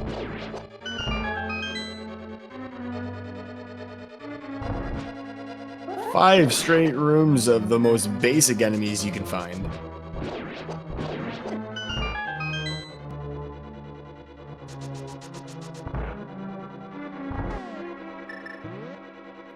Alrighty, this is our second refight. Vitreous.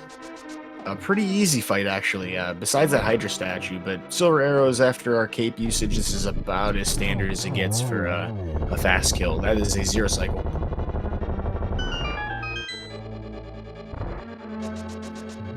Relatively low on health. Linlinlin will take the time to pick up a heart here in the gauntlet. or after the gauntlet. Moving on to the torch rooms here shortly.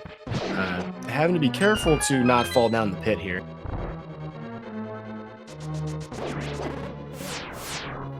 To address a question in chat about the odds of having just all Popos in those rooms, that has more to do with Zazax and Stalfos being the same in those rooms.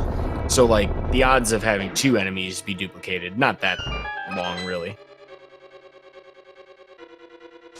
And there are also enemies that can be in kill rooms, so, like, it kind of makes sense. It's just funny to look at. I am very concerned at Linlinlin's choice not to use powder.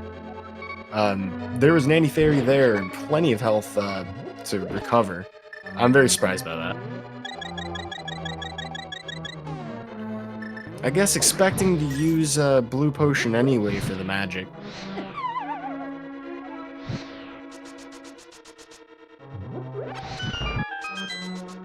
Alrighty, Torch 2 room coming up here shortly. Hopefully not despawning the tower. Gonna wait to make sure that we don't get the chime glitch that would despawn all the sprites. Nothing too fancy going on in this room. Oh boy, this room's a little different though. We are getting the heck out of there, not worrying about any items. These rollers probably about as rude as they get. I am amazed that that bomb throw worked. That's either 200 IQ or Linlinlin's extremely lucky.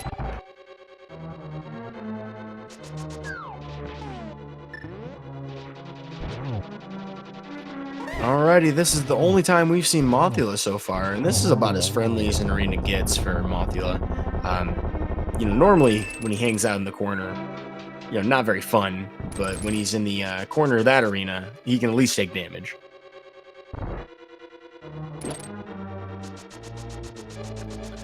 All that separates Linlinlin from a victory here today is Aghanim 2 and Ganon. We have achieved the end of the Randomizer portion of this seed. So everything else from here about as standard as it gets.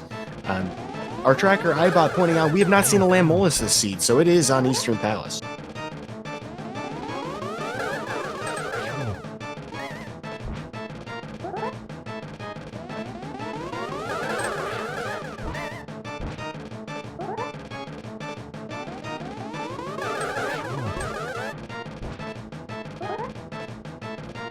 Well, as Linlinlin moves through the remainder of this Aghanim 2 fight with an exceptional double there to finish it off, I'd like to remind you that this is also being broadcast on SG Francais, which is SGFR, currently with a separate set of casters and everything.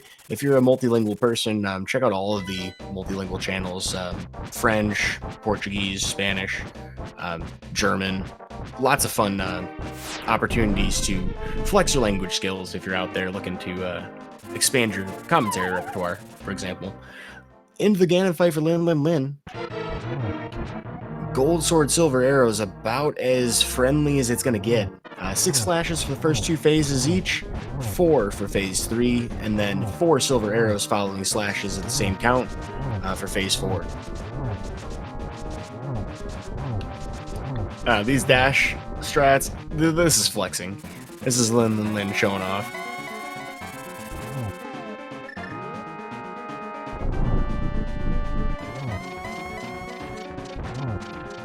Oh, I guess a correction from chat. We could have potentially have seen Lamolus in the Ice Armos room. That's true. And it could have been the double. We'll never know.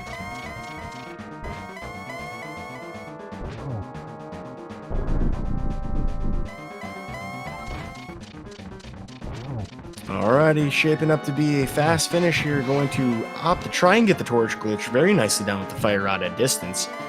Not necessary, really, but friendly. It's a little easier to do the rest of the phase when you only have to worry about 1 torch. Good setup for a double here. And that'll be enough for Linlinlin to finish this out. Get your GGs in chat, folks.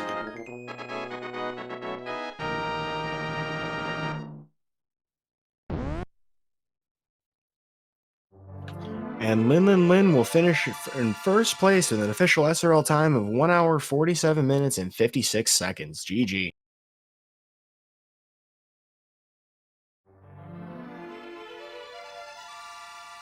And we have received a forfeited SRL from Marty, who I'm assuming at this point probably discarded delay, as it is about 10 minutes separation between when his stream stopped showing on screen and when Linlinlin got done. So probably the case. Well, we'll see if we can get these two in here for an interview. I don't know if Marty will want to after that forfeit, but I know that Linlinlin is also talking with the French commentators right now, actually, probably. So in the meantime, if you haven't already, I recommend you follow these two runners. They put on a really awesome show for us today and through a pretty hectic seed. This was not a fun one to run, I could tell, but certainly a fun one to watch, and I'm grateful for the opportunity they gave us to, well, for me to talk over it and for you guys to see it. So check them out on their channels.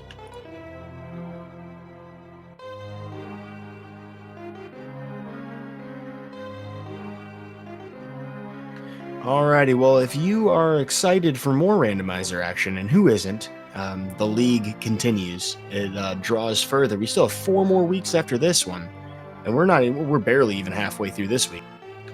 On tonight, currently, actually, we just had a match start on SG2 half an hour ago.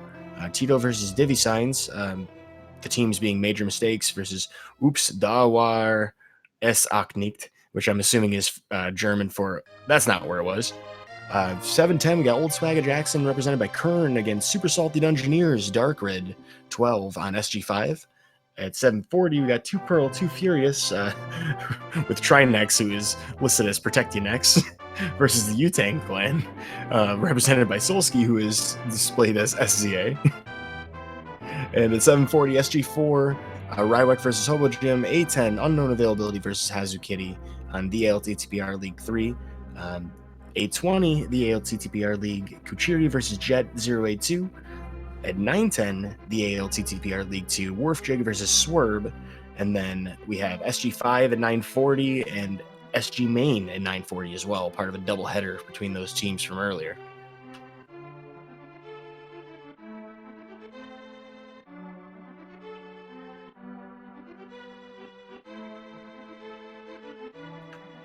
So yeah, I mean, this is just the start of today's matches. We had one earlier, but a very dense day of randomizer. If you're looking to try and keep up with all this, good luck. I hope you have some multi-twitches open. And for those of you who hung out with me and Professor Renderer for this race, we thank you for that. Certainly an awesome privilege to be able to talk about this game for you guys. Speaking of which, if you have experience with commentary and are looking to, work your chops, there's definitely a lot of demand for this tournament. We have 64 races a week. Between all of these teams, that's a ton of restreams. We have over 10 today, and I'm on just one of them, so I can't do them all. I hope maybe if those of you out there who have some experience with it are interested, check out the League Discord and look for the commentary, application on that. We could definitely use more voices in the booth.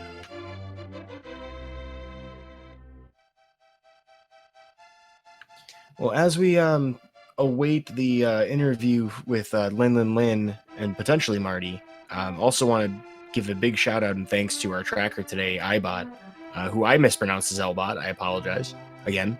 But iBot not only keeping track of item locations, but also which bosses we've seen, giving us information that's insightful for you as the audience to better understand what you're looking at.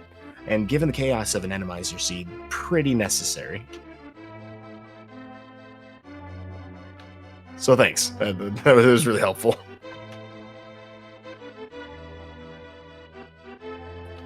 Well, we may have a moment or two here before we get a chance to talk with anybody. Chat, I know you guys are out there. You guys have any Randomizer questions or any Link to the Past Randomizer questions that you'd like answered?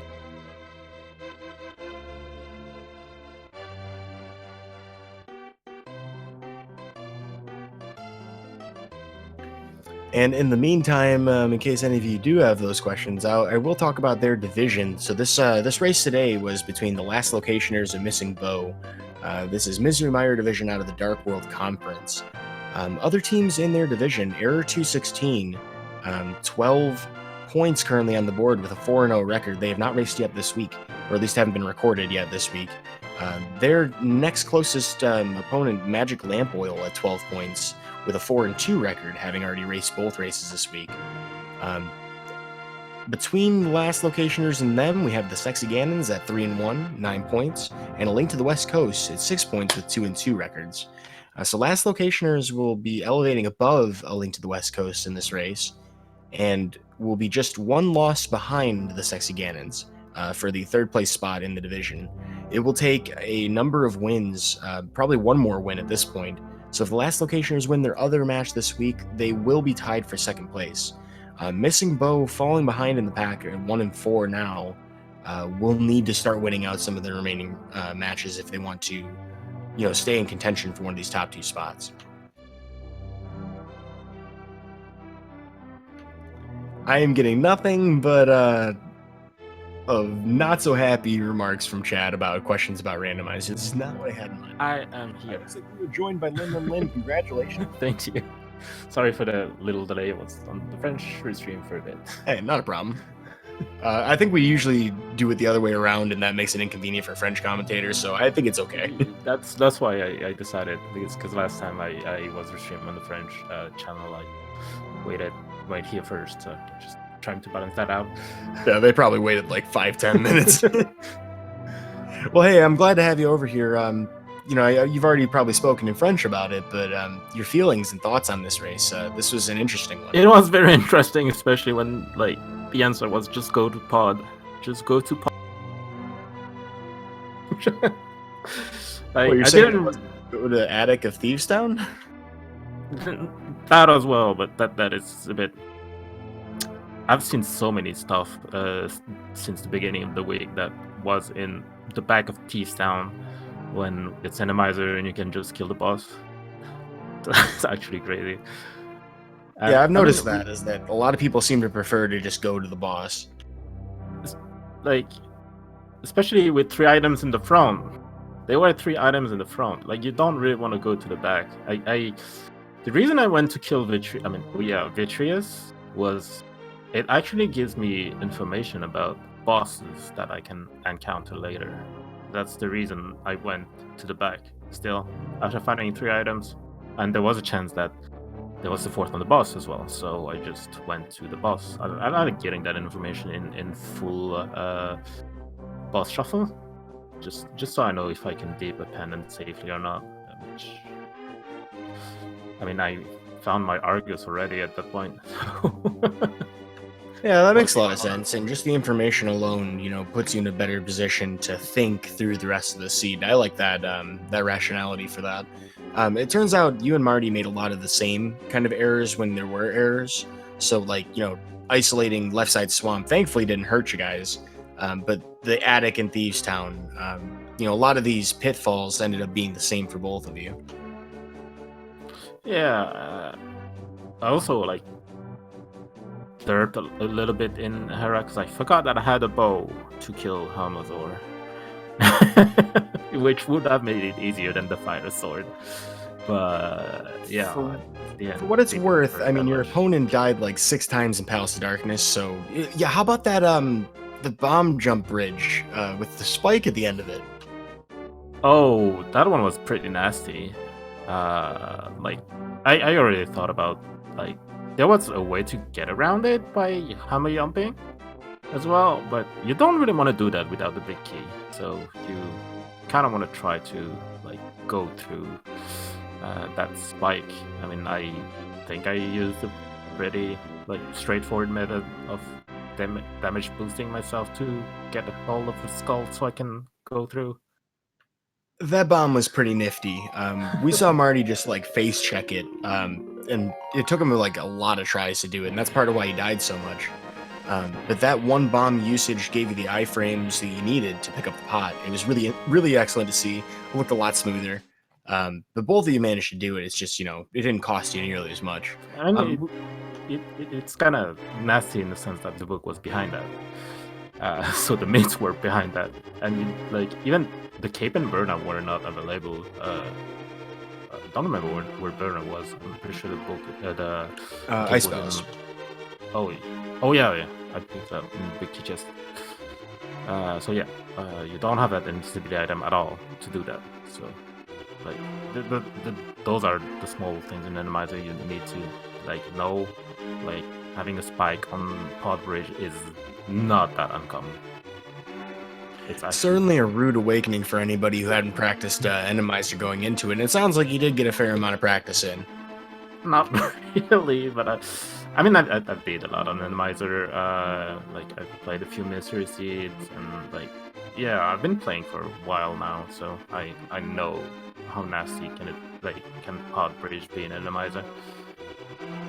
Well, so unfortunately, we didn't get to see the conclusion of Marty's race because of the forfeit, and I'm presuming he cut stream as well. But this will be enough for the last locationers to get within striking distance of Magic Lamp Oil in the division. How are you feeling about your team's chances going forward? I think this is the first race of the week for your team.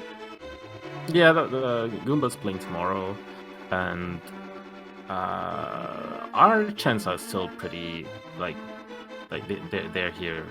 Like we lost 2 games. They weren't like they were very good opponents. So I don't blame you, Alice, because I know he's watching for losing to them. Like, but for the next like 3 weeks, we should be heavily favored, I think.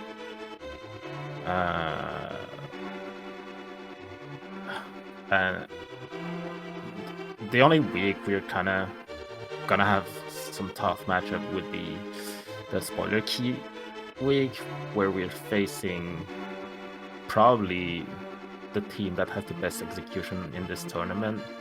That Error 216? Error 216.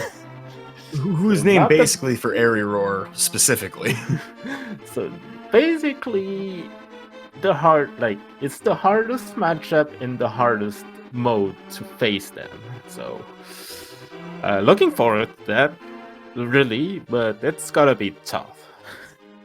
Well, so I do want to ask, I'm presuming that you're going to play in the co-op weeks, but do you have plans specifically to be in Mystery, in Cross Keys? You know, do you know which races you're going to still be doing? We pretty much like established who was gonna play in each week, unless like last minute, like if we need someone to replace. Like we already established who was gonna play. I'm basically playing all the remaining weeks. Kinda, I'm piloting in spoilers, but I'm actually playing all the remaining weeks. Like, yeah, we tried to balance out who was playing and given what modes they are. You know, like Alice doesn't really like Randomizer or Mystery, so that's Goomba and I. And then Cross Keys is like, I love Cross Keys, Goomba loves Cross Keys. I mean, Alice also loves Cross Keys, but he plays it less than us. So, like... And that's a mode where you really want to lean on someone's experience. Yeah. I mean, we should, especially in Cross Keys, we should be heavily favored. Like Goomba was third in the last Cross Keys tournament. I didn't do well because reasons. I don't want to talk about that. Fair enough. I'm assuming there are some entrances that were nice. Yeah, there was some very unfortunate stuff that happened during the Cross Keys tournament. I should have gone further in the tournament, but I was eliminated pretty early. But I think I'm still a very solid Cross Keys player, even more than during the Cross Keys tournament. So yeah, that's gonna be very interesting for us to play in those leagues. But yeah, like for now, we are trying to get as many points as possible before facing Error 216, so we know how. Like, yeah, your best possible position. And hey, you know, I mean, during Cross Keys week, at least your team name, Last Locationers, might apply to more than just an item location. Yeah, that's true. That's true. I have that happen a couple times too. Last location and entrance, that was the dungeon. But yeah, almost last location in that seed. I only had that side swamp left. That's hilarious. It was close. It was close. All right, so we do want to clear out the channel here in a couple minutes, just to make way for the next race at 7:40 between Rywek and Hobo Jim. Are they on SG France or Francais as well? I'm not sure if they have comms for that. They ask. I can check in 1 second. Yeah, I know that Rywek from the French community. That's the reason I think about that. But I do have one last question I want to ask you. If you had to pick one location in Hyrule where the Cannon Guard is the most hilarious, where would it be? The Cannon Guard. Yeah, because we didn't see one today. I think it's gonna be in GT, on the bridge leading to Torches? what? No, the one before that, before the Wizrow room. Like this one's kind of funny. It's looking at you like. Between Wizard 1 and 2, yeah. Yeah, That'd be between hilarious. 1 and 2. Alrighty, well, like, Linlinlin, you got any closing thoughts for us? Like, I mean, I've been participating as a mod in League, and that's been a lot of fun. So, like, keep the fun going. Just keep the fun going. I salute that sentiment. That is exactly what I think about the league. It's been a lot of fun. Had a lot of chances to talk about races, which is great, but also a chance to play in it. Hopefully, I don't know how much more we could possibly expand this season next year, but I hope that as many people who can get in do, because it's been a blast. Well, Linlinlin, congratulations on your victory today. Bring last locationers to 9 points with a third win. Looking forward to seeing the rest of your league run, as this has been quite an exciting season so far.